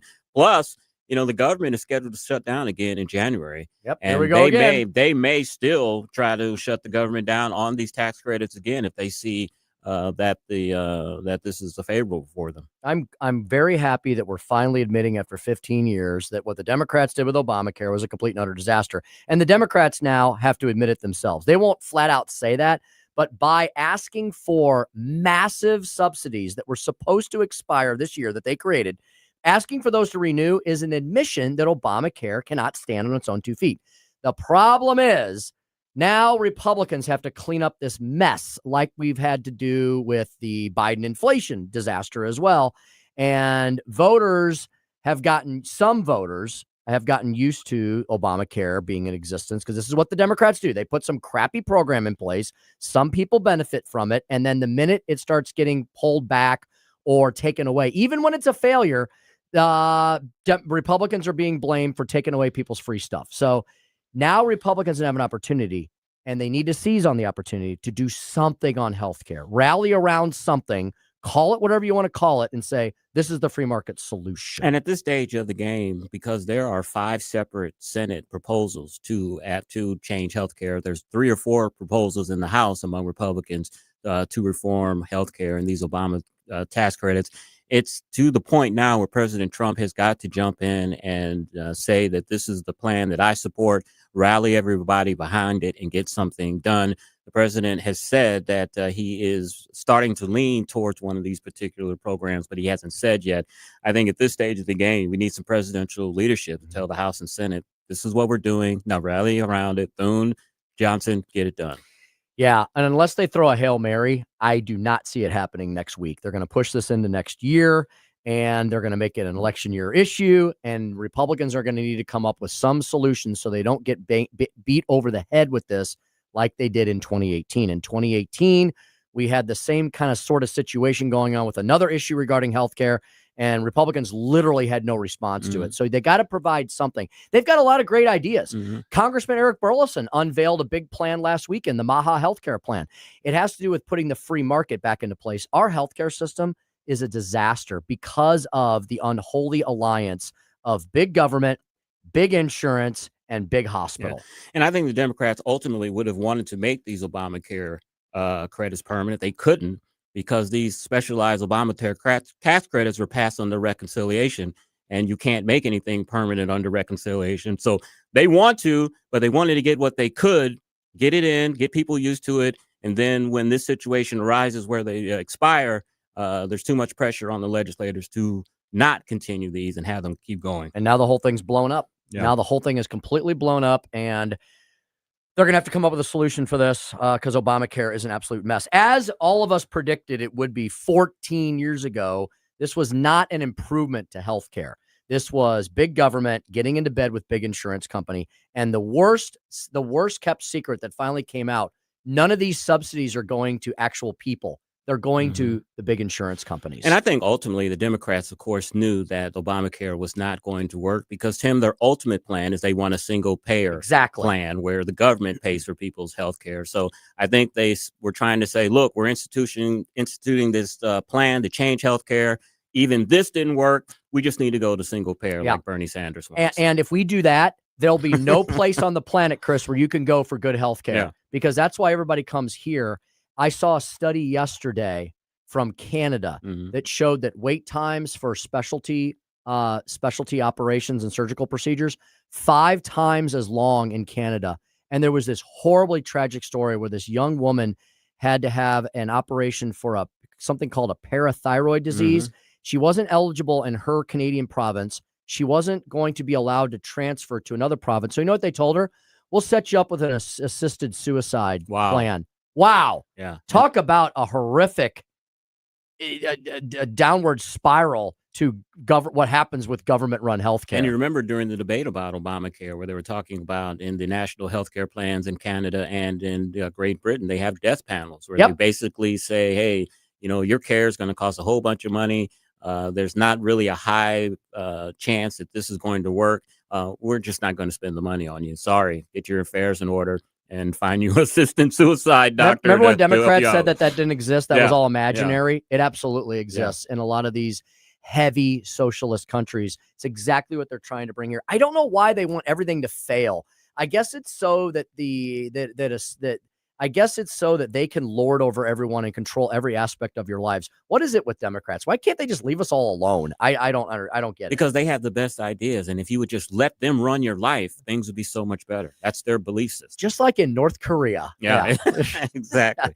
5:12 in the PM. Speaker Stump Speech in a minute. The climate. Here's one good piece of news as we head towards the end of the year. The climate cult seems to be completely falling apart in an epic, catastrophic fashion. Why has that happened? Article from The Hill I'll tell you about. And can we have other options for our energy production and usage? Senator Nick Schroer's had a bill the last couple of years that would offer Missouri consumers and ratepayers just that. Abby Foster, Senior Vice President, Policy Advocacy at Retail Energy Advancement League, is going to talk to us about energy deregulation. How about that? And at 5:45, a moment we've all been waiting for. Producer Joey V, Marty Supreme, starring Timothée Chalamet. Timothée, that's how you say it. Joey says there is tons of Oscar buzz around this flick on the big screen. I would not miss this. It comes out on Christmas Day, but I'm giving it a little preview now so you can get excited. Buy your tickets. Pick out your seat as close to the screen as possible. You want to be the first one to get it in your eyeballs. So after you're done eating, drinking, and being merry and being around the family members for 36 hours, go to the movie theater and watch this Oscar contender. Yeah. And did you guys pay attention to the Golden Globe nominations at all? Missed that. You missed it? Darn. I mean, they're fake. It's 400 foreign critics that pick out celebrities they want to see in a room with them. So they just give nominations anyone that'll show up. But one of the new categories they had was Best Podcast. And I forgot to submit for that. I'm so sorry, guys. I did hear some controversy in there that Joe Rogan, who has the #1 podcast in the world, got slighted, was not up for Best Podcast. How's that possible? Yeah, how can you have the #1 podcast in the world and not be up for Best Podcast? They didn't want anyone controversial. Maybe that's why I didn't submit. I knew you guys would make everyone mad in liberal Hollywood. Speaking one thing about Marty Supreme, the table tennis movie, not ping pong, the table tennis movie. Would this have been a better movie, Joey, if it would have been in 3D so you can have the ping pong ball coming straight to your head? I didn't think of that. Of course it would have been. Everything's better in 3D. That's why I can't wait to see Avatar 3 when it comes out in a couple weeks. Well, there you have That's a tease for a future movie review, I think. Coming down the pike. All right. The climate cult seems to be epically falling apart in catastrophic fashion. Why is that so? We're going to tell you now and next on today's Speaker Stump Speech. Listen to me, listen to me. I'm very consistent. I'm a very stable genius. It's time for the Speaker's Stump Speech, sponsored by Hanson's Tree Service at hansonstree.com. Courtesy of an op-ed published in The Hill by a fellow whose name I'm going to try to pronounce, but will completely butcher. A lot of consonants here. Vijay Jayaraj. That's my best effort. Sounds good to me. Thank you, Vijay, for writing this. It's an excellent article. Check it out at thehill.com. The collapse of the Paris Agreement and the unmasking of the net zero illusion were never hard to predict, Vijay says. Not for anyone with a shred of intellectual honesty. It doesn't take a fancy research title or an advanced degree. The writing was carved deep into the stone of energy reality. which no press release, no activist lobby, my side note, not even Greta Thunberg, and no billionaire-backed foundation could erase. Most nations, particularly those early in the process of building their futures, offered only empty nods to their climate targets. Yeah, they would all go like, yeah, whatever, we'll try to do that, and then they completely ignored it.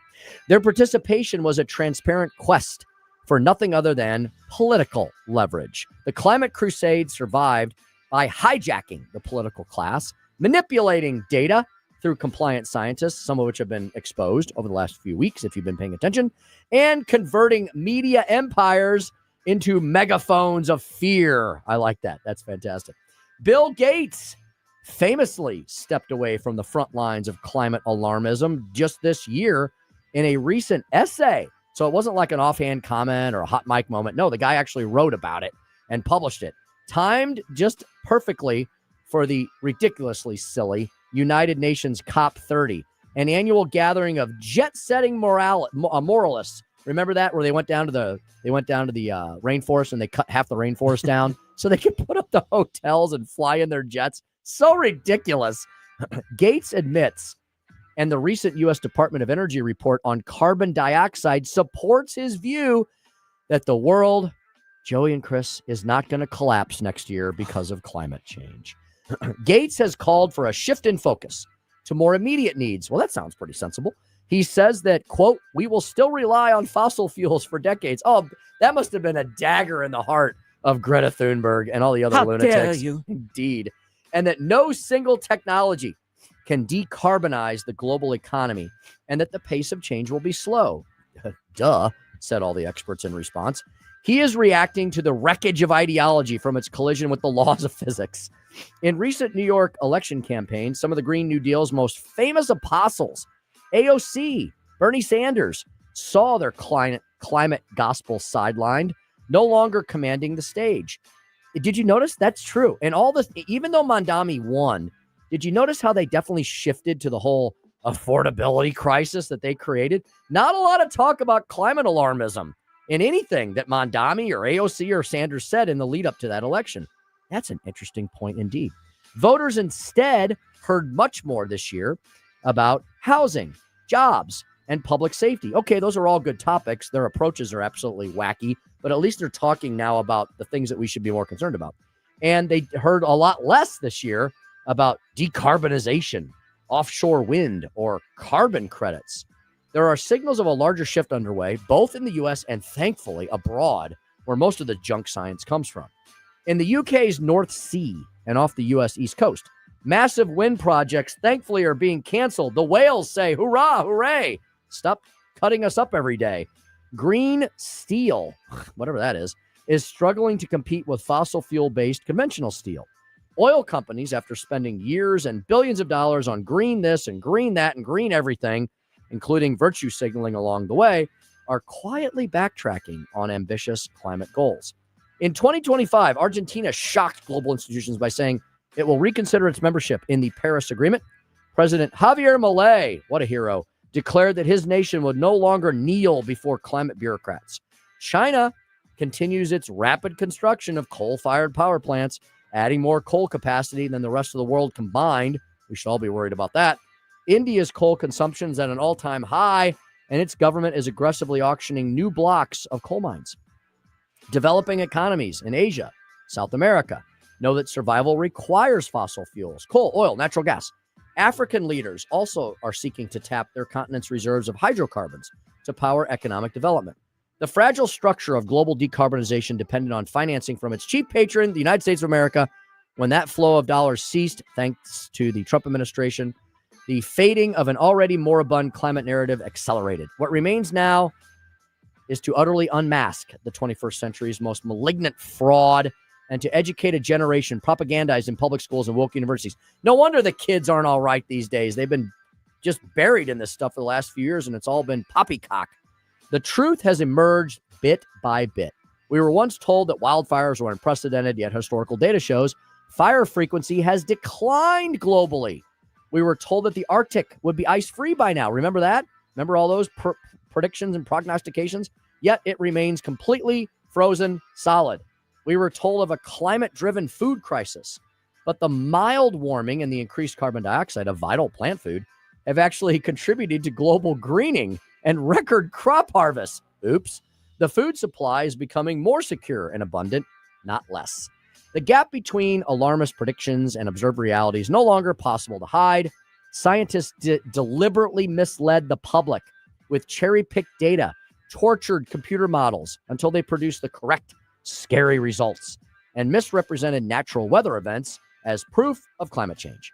What masqueraded as consensus was nothing more than a cartel of profiteers and grifters feeding on public guilt and taxpayer money. This was not good faith scientific inquiry, but a narrative designed to frighten, which is often what comes from the left, to control our choices, to justify a massive political and economic reorganization. And not even talking about all the wasted money involved in this. Much of the public, sensing this dishonesty, doesn't listen any longer. The authority of the climate experts has been damaged, perhaps irrevocably. Their incessant cries of wolf failed to produce the climate beast. The climate cult declared war on the very engines that lifted humanity from poverty and hunger and hardship. Its legacy is economic vandalism and moral decay. Thankfully, the spell is breaking. What's emerging from the rubble of all this mess is not despair, but liberation and freedom, a long-awaited return of reason to a world held hostage by fear. And that's the Speaker Stump speech, courtesy of Professor Vijay today. What was his last name again, Tim? I'm going to try to say it again. Jairaj, something like that. All right. Jairaj. I'm just messing with that. That's why I parked my car, yeah. And Chris, just so people know, he's not some wackadoodle hack. He is a science and research associate at the CO2 Coalition in Fairfax, Virginia. He has a Master of Science in Environmental Sciences from the University of East Anglia and a postgraduate degree in energy management from the Robert Gordon University, both in the UK. He was a research associate with the Changing Oceans Research Unit at the University of British Columbia, Canada. So, he's a smart dude. He knows his stuff. Indeed, indeed. As we do as well. Chris, when we come back, we're going to continue to talk energy. It's Energy Hour here on the Tim Jones and Chris Arps Show. Would consumers benefit from State Senator Nick Schroer's bill to offer more energy choice to consumers? Maybe a question that answers itself. But we'll dig into the details of the hows, the whats, the whys, the where, and the when with Abby Foster of the Retail Energy Advancement League. She's next on the Tim Jones and Chris Arps Show. 1019 94.1 News Talk STL.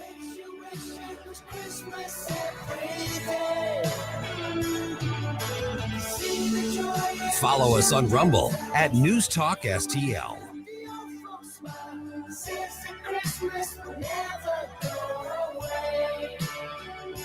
From the Michaels Flooring Outlet Weather Center. I'm First Alert 4 Chief Meteorologist Steve Templeton. Cold, cloudy Saturday, low of 23, a high of 27. Some light snow, mainly northeast of St. Louis. We may get clipped by some very, very light snow in the late afternoon, early evening. So let's be on guard for that. Otherwise, Sunday is going to be a dangerously cold day, especially in the morning with a low of 5. Wind chill down to around minus 10. Some areas to the north, minus 20. The afternoon, 16 with a wind chill of 7. The winds do turn lighter, and it is sunny and dry, but a frigid Sunday. That's the latest from the First Alert 4 Weather Center. I'm Chief Meteorologist Steve Templeton. The news and talk 85-year-old Nancy Pelosi, she's finally calling it quits. that matters to St. Louis. The people who love Mom Donnie the most are not people who pay bills every day. This is 1019 and 94.1 News Talk STL. Where can you find top-rated chiropractic care and more? At Comprehensive Chiropractic. Chiropractic.com is where you find them on the interwebs. Chiropractic.com. Doc Fader was here last night for our big party where we honored all of our investors and our advertisers and our sponsors and everybody who helps with this big old machine known as News Talk STL. Doc Fader's been with us for many years now. We thank him so much for that. And all the great doctors at Comprehensive Chiropractic. They got personal training and sports performance as well. Number one in the region for all of that and more. Fitness and relaxation. Just go to their website, chiropractic.com, and you'll see all that and more. Look, wintertime, as Doc Fader told us a couple weeks ago when he was on with us, very important to not to continue your regimen, whatever that regimen is. And if you don't have a regimen, go to Comprehensive Chiropractic and they'll help you with one. Yes, they do all the foundational chiropractic stuff.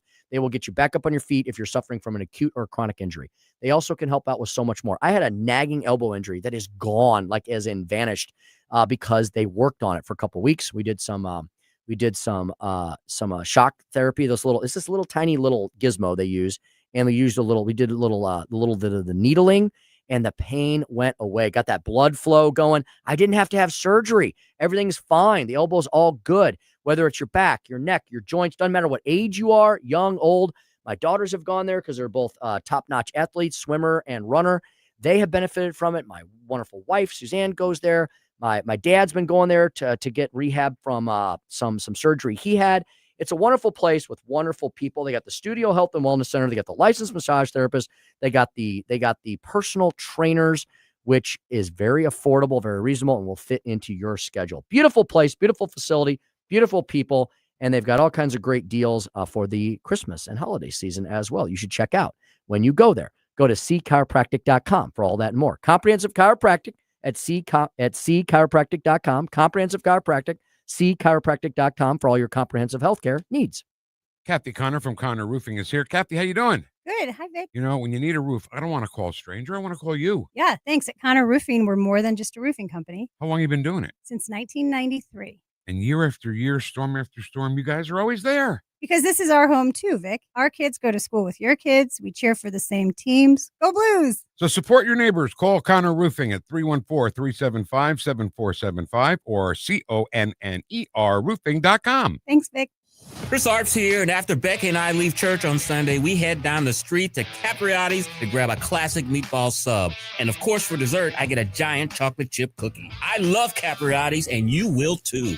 On Manchester at McKnight in Rock Hill. Thanks for taking my call. News, analysis, opinion. Radio news junkie. Love every bit about it. News Talk STL.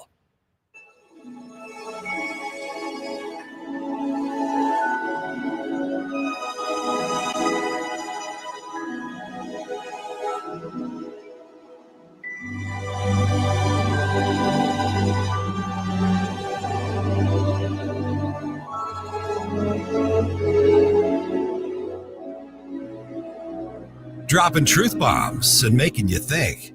It's the Tim Jones and Chris Arps Show. It's beginning to look a lot like Christmas everywhere you go. Take a look at the 5 and 10. It's glistening once again with candy canes and silver lanes that glow. New numbers released by the state of Missouri show Ameren once again cut off power for more than 10,000 customers who failed to pay their electric bills last month. Critics say that Ameren's profits are going up, so why is all of this happening? Missouri's Public Service Commission published those new numbers that show in October alone, Ameren cut power to more than 17,000 customers who failed to pay their bills. It comes after the commission reported the company cut power to 15,000 customers in September out of the nearly 1.1 million customers they serve.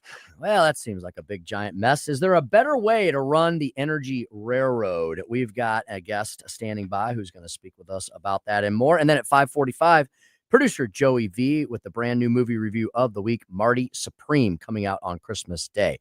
Without further ado, let's bring in Abby Foster, Senior Vice President for Policy and Advocacy at the Retail Energy Advancement League. Abby, welcome back to the program. It's great to have you today. Happy Friday. Happy Friday. Thanks for having me. Absolutely, indeed. All right, so Abby, we don't know much about energy choice here in Missouri because I believe we have what's called a utility monopoly situation where wherever we happen to live in the state, that's whoever the provider is for that area. That's pretty much who we get for our different utilities, whether it's gas or electric. That's pretty much the case in Missouri, isn't it? It is. And as foreign of a concept as it seems for you, for me who lives in Pennsylvania, it seems just as wild that you only have one option and you have to pay whatever a monopoly tells you to pay, because what else in our lives do we have a monopoly and no choice in?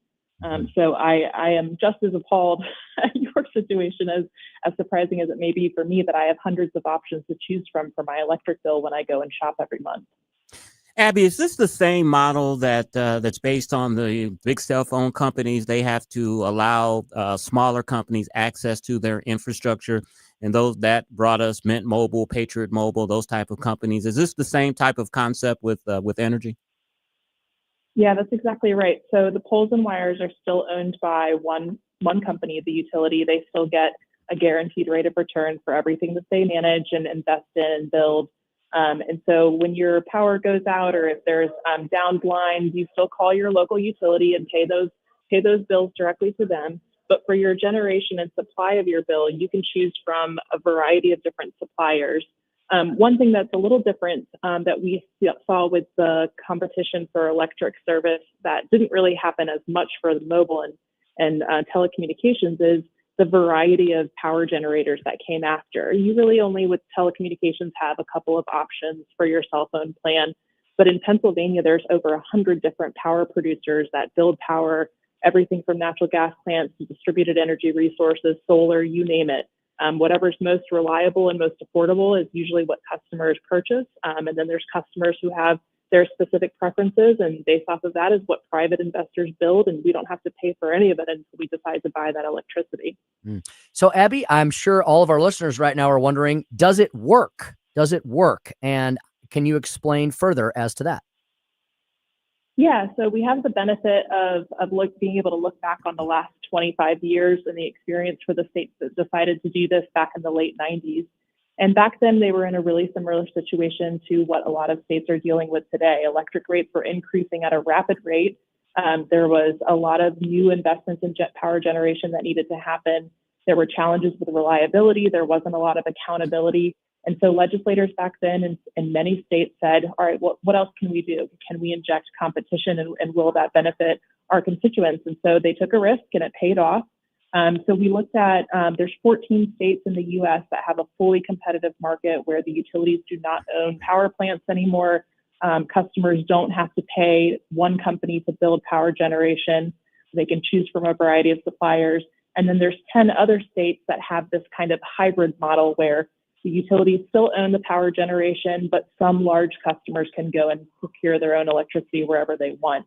But we looked at those 14 states compared to the states where the utilities still own the power plants. And the benefit of the last 25 years is those states have done better on price, on reducing carbon emissions, on the amount of generation that's been built, and reliability.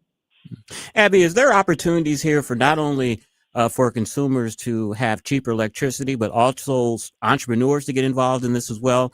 I think I remember seeing a concept kind of along the lines of multi-level marketing where people could sign people up for these independent energy companies and sign people up to, have access to this cheaper energy, and they can start kind of a small business with that as well. Have you heard of that? Is this something also similar to that? Yeah, they can. So there's hundreds of suppliers that are licensed in the state to do business, and you don't have to own a big power plant or even any power plant generation resources at all in order to sell electricity. So it does create an opportunity for companies to be created and for people to be able to sell, whether it's cost savings or better customer service or interactive programs where people can improve energy efficiency or have a program that's set up with their electric vehicle. There's lots of innovation that comes with it. But in addition to that, it's the variety of customer options that are just from a cost savings perspective. So just billing alone. So I can go on my state shopping website and I can sign up for a rate that's fixed rate for 6 months, for 36 months. I can do a flat monthly bill if I only decide I want to pay, $60 a month. I negotiate that with a supplier. And so even if you're just looking for cost savings, there's a variety of different billing options, and that's the innovation of the market. Speaking to Abby Foster, Senior Vice President for Policy and Advocacy at the Retail Energy Advancement League. If you want to check out more details on everything we're discussing today, all you have to do is go to retailenergychoice.org, retailenergychoice.org. Abby, we've witnessed some real horror stories around the country over the last few years, especially as we're heading into the winter months. There was that mess down in Texas they had a few years ago and some other places. So, Abby, what about reliability? You talked about how there's cost savings that have been proven looking back over a couple decades now. What about reliability? Does that help with that issue? Does this option help with that issue as well? It does. And people, oftentimes people who are advocating against competitive markets bring up what happened in Texas. There's a little bit of misinformation going around about what actually caused all of those issues. And it doesn't matter whether it was a competitive market or a monopoly market, whether a utility owned those power plants or a private company did. The weatherization requirements in Texas for that type of cold weather event, those requirements just didn't exist, both the federal requirements or state requirements. And so that was a really unusual weather for Texas. And so it took an event like that to make people kind of sit up and say, okay, well, going forward, we need to have this, and this in place with both our grid system, but also for the actual physical power plants to ensure that the lines stay active, that they have the ability for natural gas plants to run when it's cold like that. But the benefit of seeing what happened for customers actually proves the case for competitive markets. So there's pockets of Texas still that are vertically integrated. It's still a utility monopoly, but the majority of Texas is a competitive state. And those customers in the competitive areas that had a fixed rate supply contract with suppliers, which is what I in Pennsylvania typically get with a supplier, is a fixed rate contract.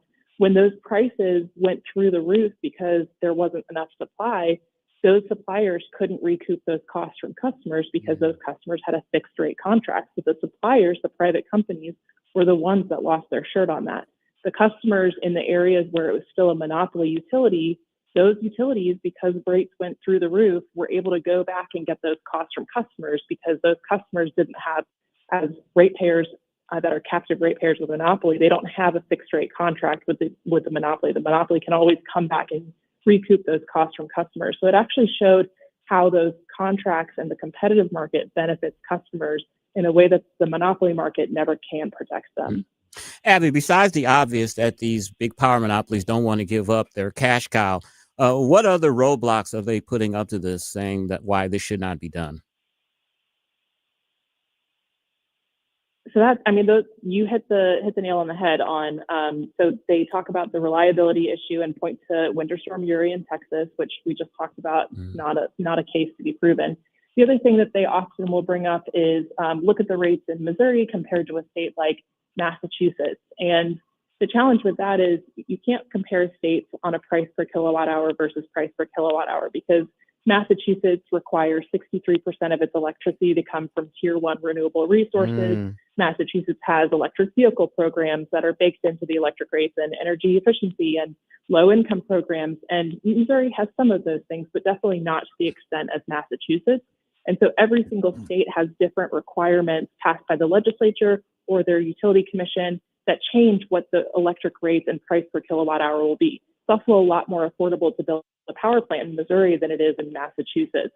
There's a lot more resources available in a state like Missouri. So the comparison state by state on price per kilowatt hour is an inappropriate way to look at the data. A correct way to look at it is for your individual state where your policy is which is what makes up your price per kilowatt hour, how fast and how much have your rates increased in that state over time. And so in Missouri, and in a lot of the states that are in similar situations to Missouri, they are increasing at a much faster rate than the competitive states. And actually Missouri this year, in 2024 data shows that Missouri's electric rates have increased the 5th fastest in the country compared to other states. And so even though your rates are still pretty low compared to the rest of the country, you're kind of middle of the pack now, it's increasing at an unreasonable rate for ratepayers. So, Abby, let's talk about the bill under consideration that may be under consideration in the next legislative session. I know it was under consideration in the last legislative session. It made it pretty far through the process in both the House and the Senate. Tell us a little bit about what specifically State Senator Nick Schroer's proposed legislation would do. Yeah, we're really fortunate to have a champion like Senator Schroer to lead on this bill. He's definitely passionate about this. He's heard from his constituents, both from resident customers, but also from businesses, that they just can't afford to pay more. And so he's coming to the table with solutions. What it would do is it would restructure the market similar to what those other states did in the late 90s, and the same situation that you're in today was what they faced in the 90s. And it would just force the utilities on the power plant side of their business that if they want to build power plants, they can, They just have to compete like any other business. So they can continue to build, but they're no longer going to be able to get reimbursed from ratepayers plus a guaranteed profit. They have to build it just like they do, for example, in Illinois. Ameren is a private company that invests in power generation in Illinois. They're not a publicly funded utility on their power generation business in Illinois because Illinois is a competitive state, but they still compete. They still build as a private company. So it's demonstrated that they can do it and still be a profitable company even without ratepayers funding them.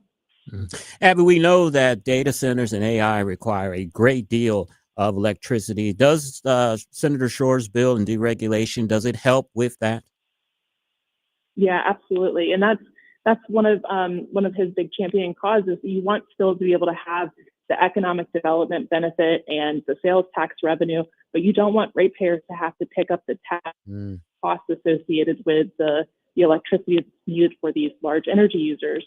And so the benefit of the competitive market is where the risk lies.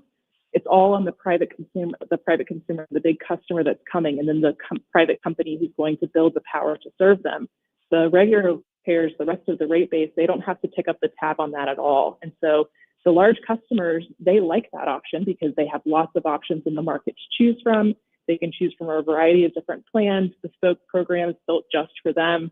And then they can have several hundred companies competing for their business rather than just being forced to work just with the utility.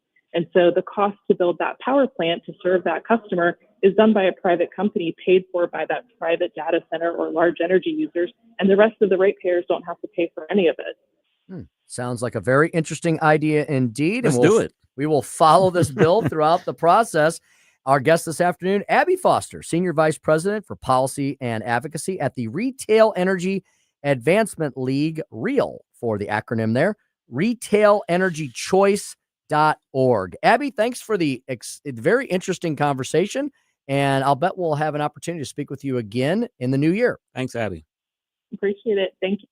Thank you as well. Well, Chris, it sounds like something we should at least have a discussion about.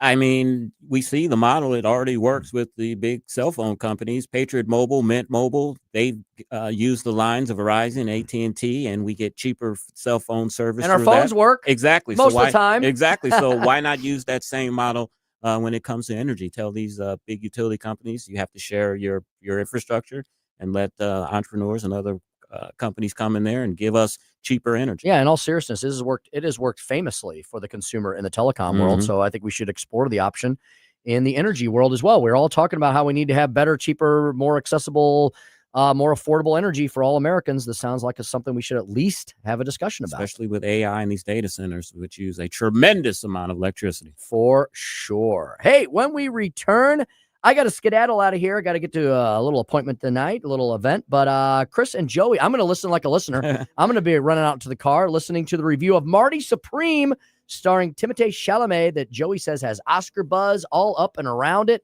one side and down the other. That'll be next on the Tim Jones and Chris Arps Show. 101.9, 94.1 News Talk STL.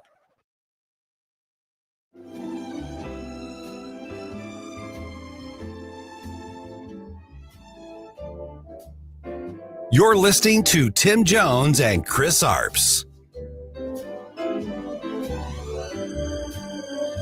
From the Michaels Flooring Outlet Weather Center. I'm First Alert 4 Chief Meteorologist Steve Templeton. Cold, cloudy Saturday, low of 23, a high of 27. Some light snow, mainly northeast of St. Louis. We may get clipped by some very, very light snow in the late afternoon, early evening. So let's be on guard for that. Otherwise, Sunday is going to be a dangerously cold day, especially in the morning with a low of 5. Wind chill down to around minus 10. Some areas to the north, minus 20. The afternoon, 16 with a wind chill of 7. The winds do turn lighter, and it is sunny and dry, but a frigid Sunday. That's the latest from the First Alert 4 Weather Center. I'm Chief Meteorologist Steve Templeton. On the next, Larry Connors, USA. Tonight's story behind the story, the Empire State Building. Things you probably didn't know. Larry Connors, USA. Now, weeknights 6 until 8. On News Talk STL. Remember those magical moments in Mom's kitchen? The heavenly aroma of fresh baked cookies? At Trolley Stop Bakery in Chesterfield's Forum Shopping Center, our co-op of talented bakers has been perfecting that homemade magic for 4 decades. From the gooeyest cookies in town to custom pies, cobbers, and cakes, everything's made from scratch, just like Mom and Grandma's recipes. Need that perfect corporate gift? We ship our famous cookies nationwide. The Trolley Stop Bakery, 67 Forum Shopping Center, or TrolleyStopBakery.com. Because some traditions are too sweet not to share. Hi, I'm Lieutenant Governor David Wassinger. As Christmas approaches, I want to encourage you to support Missouri businesses this holiday season. When you're out shopping for the perfect gift, please stop by a local store and choose something made right here in the Show Me State. Missouri businesses are the backbone of our communities, and supporting them is a priority for me. To find Missouri-made goods and retailers near you, please visit buymissouri.net. Merry Christmas, and please remember to buy Missouri. Paid for by the Office of Lieutenant Governor David Wassinger.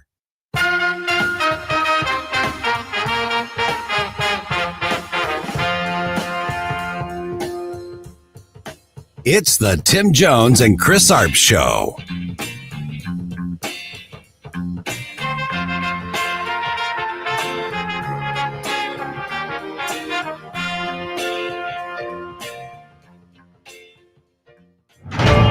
I have a purpose. Okay. Let me ask you something. Do you make money at this little table tennis thing? Not yet. Do you have a job? No. How do you live? Well, I live with the confidence if I believe in myself, the money will follow. And what do you plan to do if this whole dream of yours doesn't work That out? doesn't even enter my consciousness. Maybe it should. And it's only a matter of time before I'm staring at you from the cover of a Wheaties box. You think it's that simple? Yeah, I do. Everybody wants to rule. 5:47 on the Tim Jones and Chris Arps Show, and that is the trailer for the new movie Marty Supreme. Joey, before we get to that, I'm getting kind of a Rockies vibe here, but we'll get more into that. Play the thing. You, as a Rocky expert, would know. I saw you run up those stairs in Philly. Thank you.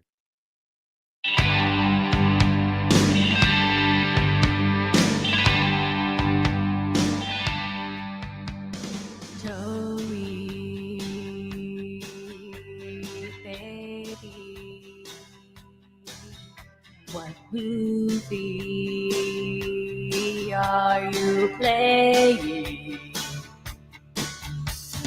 I kind of wish her theme was a little longer. I kind of get into that every week. Though. Seriously, I do. I like it.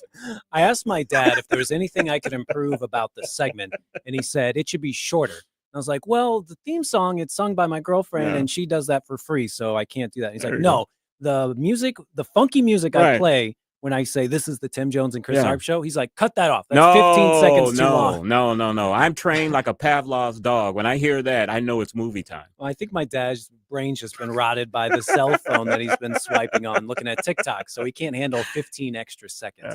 I try to explain to him that's a little bit different in radio. You know, people like jingles. They like to tune in when they perk up when they hear that song. If it was just a YouTube video, it'd be a little bit different. I perk up. I'm Pavlov's dog. I am trained. Well, Marty Supreme, set in 1950s New York, stars Timothée Chalamet, and he is a table tennis player who will do anything it takes. He's a hustler. I mean, he'll do anything it takes to make it to Japan to play in the World Championships and to be the best table tennis player in the world. And we were asking earlier, is ping pong offensive term to table tennis players? And I think I solved it. There's an equivalent in my life. Disc golf. Right. If you say disc golf to someone, then you're showing them respect. And if you say frisbee golf, they'll beat you up because frisbee is a copyrighted name. You don't say frisbee golf because it doesn't refer to the sport as a whole. So disc golf sounds more professional. Exactly. So apparently ping pong was copyrighted, and that's why they say table tennis. So it's the same sort of thing. I didn't know that. Now, Marty Supreme, it's based on a real guy very, very loosely. There was this guy, Marty Reisman, who in 1958 and 1960, he was the U.S. men's singles table tennis champion. He was out in New York. He would hustle people at these table tennis halls. So he's like a Minnesota Fats of table tennis. Exactly. All right. You know, there aren't even pool halls around anymore. You know, can you imagine there being table tennis rooms all over that you would go and play just table tennis I at? thought they were just in people's basements. I know. I used to play at pool halls every week with my friends. We would go to a place like the Pink Galleon or something. Yes. And we would just play billiards, and it was wonderful. And now, though, it's hard to find those. I think true. Pink Galleon on Fifi is still around, though. But just imagine, going down to your local table tennis recreational Smoke-filled facility, room. and then you pretend like you're not very good, and then you get some loser to play you, and then eventually you just whip him for all his money, Yeah. and then they find out that you were conning them, and they beat the crap out Yeah, of you. I never That's knew the there s- was such a thing. Yeah, that's the sort of stuff Marty Reisman would do in New York, and that's what Timothy Chalamet Okay. does. Also, this Marty guy, he would do the halftime shows for the whole Harlem Globetrotters. Ah, okay. So the Harlem Globetrotters, they'd have to take a break, and then Marty would come out and do table tennis tricks. Okay. He would play an entire game with the bottom part of a chess piece. Instead of having a paddle, he would just use this chess piece. And then another great trick that he would do is when the ball would come at him, he would get underneath it and blow, and then it would just hover over his mouth. So crazy tricks like that. And I've seen Bruce Lee play table tennis with nunchucks. Have you ever seen that video? Yeah, All of right. course. I think that's real too. Now, I have mad respect for Timothy Chalamet. He's got a lot of hustle and charm. It's kind of an equivalent to this character. It feels like it's an extension of his real Okay. personality, just dialed up to 11 with the perfect script. And I've never would say that he was my favorite actor, but I appreciate some of the movies like Dune. Dune 1 is really rewatchable. I've watched Dune 1 a few times. And then Lady Bird, Little Women. These are all great movies Mhm. that he's been in. The King, which I saw a couple of weeks ago. I need was to good. check that one out. You and Tim Great talk movie. about The King. Great movie. I think that's on Netflix. I will look at that. But this is the best that he has ever been. He is in every scene of the movie. He is hilarious. He is fast talking in every scene, and he is going to get nominated for an Oscar. I guarantee it. So is he this generation's Leonardo DiCaprio, would you say? I would say he is exactly like Leonardo DiCaprio. Oh, yeah, I think he's Leonard. That's a trying Leonard. to follow Leonardo's trek, Mhm. stardom of being very selective of the types of movies Mhm. that he takes. And they're going to be pitted up against each other at the Oscars because Oh, yeah. one battle after another is going to get all the nominations as well. So it'll be interesting to see if he is this next generation's Leonardo or if Leo is still Leo, if he takes away the trophy. But it's going to be those guys, 1 and 2. There's a funny thing happening with the Golden Globes Okay. where they don't have to go up against each other because, one's a drama and one's a comedy. They have all these stupid Oh, yeah. category fraud examples in the Golden Globes. So I have to ask, is Marty still with us? Marty died a little bit Okay, ago. okay. It's so sad, but he Yeah. was always like our version of who's that bowling great who was always a showboat? Was that Dick Weber? Dick Weber from here from St. Louis. Yeah, he's and kinda Earl like- Anthony. I'm taking you back there. He was Yeah, good too. He's like one of those showboats in a sport that nobody really pays attention to, but he's like the bad boy. That's what Marty Reisman is and what this He's the movie is trying to Minnesota show. Fats of table tennis. Exactly. The Hustler with Paul Newman, of course. I got to rewatch that.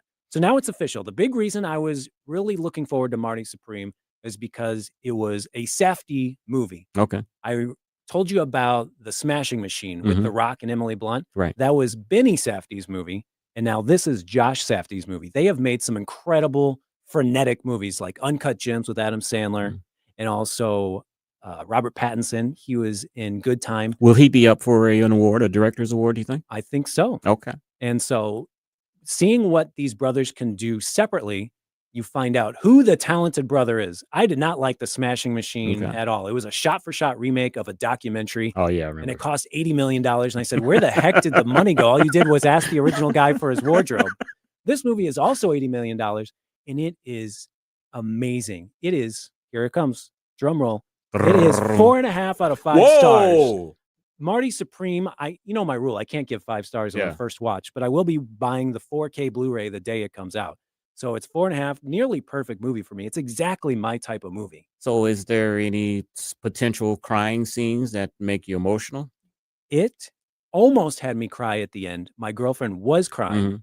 and the ending is so good that people actually stood up and applauded at my Wow. screening. Okay. Now, of course, they're fanboys of this studio A24, and they were very excited to see Timothée, but the entire theater of a few hundred people was applauding, which is That weird. good. Who's going to hear that? Who are you applauding Yeah, for? You think yeah. Timmy's going to hear you back in wherever he's at? Now, the thing I love most about this movie, 2.5 hours long, but the Oh. editing is so fast paced that you don't even notice it. So you're actually getting more time with these characters that Okay. you love.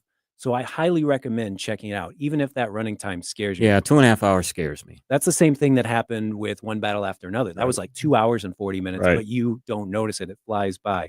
And there's an interesting thing I love where it's all 80s music. This is a Oh, okay. 1950s movie, but it's set to 80s music, which I really respond to. I love that new wave sound. So all of the scenes, edited to 80s music was really painting a picture in my head. Now when I hear those songs, I start thinking about this movie. Would you say this is his best work so far? Yes, this is Timothée Chalamet's best work by far, and he's been kind of a part-time player in most of the other movies that he's in. He is in every scene in this, so he deserves a nomination. And the dude says some crazy things. He has some opponents that are of different races, and he just says the most insane thing about some of these people. Like one guy is Japanese, and he's like, I'm going to drop another bomb on him that they couldn't finish in World War II. And he says, this one girl, there's no way I got her pregnant. I do these exercises where I cut off my pee and hold it for 10 seconds at a time. So just be ready for your mouth to be open when you hear some of the things that come out of this guy's mouth. Probably the funniest sports movie I've ever seen. It's the best. Gwyneth Paltrow's been in a long time. I was about to say, there's a major star in here, and you have not mentioned her once. Gwyneth Paltrow has been slumming it in the Marvel movies for like 15 years. She literally does not even remember some of the movies she's been in. Someone asked her about the Spider-Man movie she was in. She's like, I wasn't in that. They said, yes, you were. Wow. So she doesn't even count the Spider-Man movie as one of the ones that she got paid millions of dollars to be in. So I think 2011, she was in Contagion. Okay. And that's probably how long it's been since I've seen her be incredible, blow my mind. What's her role in the movie? She's his girlfriend? She's a very famous celebrity that's trying to bring back her career by doing a play.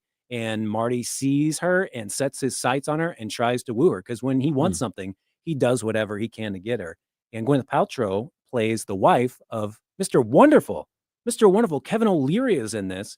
And he's incredible. The Shark Tank guy that we always see on Fox News. Yeah. I thought the name sounded familiar, but I didn't get it with acting. Yeah, he's such a big Trump supporter, or at least a capitalist. Okay. That you always see him on Fox News always. and Shark Tank. And he is an incredible actor in this. So I would just recommend this wholeheartedly. Comes out Christmas Eve is the first day that it comes out. Make plans to see this over Christmas. And it also costs $80 million, like Smashing Machine, except it's one of the best movies that's ever been made. What about the cinematography and all that stuff? Or is it just a good acting movie? One of the best cinematographers that's ever done it. He's the same guy that shot Seven, one of my favorite. It's probably the movie I've seen the most in my entire life. So it was great to see. Were you impressed that I asked about cinematography? I was impressed. So, Chris, if you have the time, go see Marty Supreme. Marty Supreme, 4.5 stars, y'all. So that's one of Joey's highest ratings ever. He can't give 5s, but 4.5 is about as close as it gets. He'll probably go see it again, and it'll be a 4.5. Yes, so sir. go see Marty Supreme. That's Joey's movies. That is the end of the Tim Jones and Chris Arps show. Up next is Larry Connors USA. You've been listening to the Tim Jones and Chris Arps show on 101.9, 94.1 News Talk STL. Drive safe and have a great weekend. Hey, it's good to see you. Grandpa had a soft spot for dogs. Yeah, he always had treats in his pocket. He said if you're going to take care of people, you better take care of their best friends too. Is that why we help dog shelters? That's right. For every service call, we donate 10 pounds of dog food to local dog shelters, helping dogs waiting for a home. Grandpa would like that. He sure would. Green is always Grasser at GrasserHomeservices.com. Columbo here from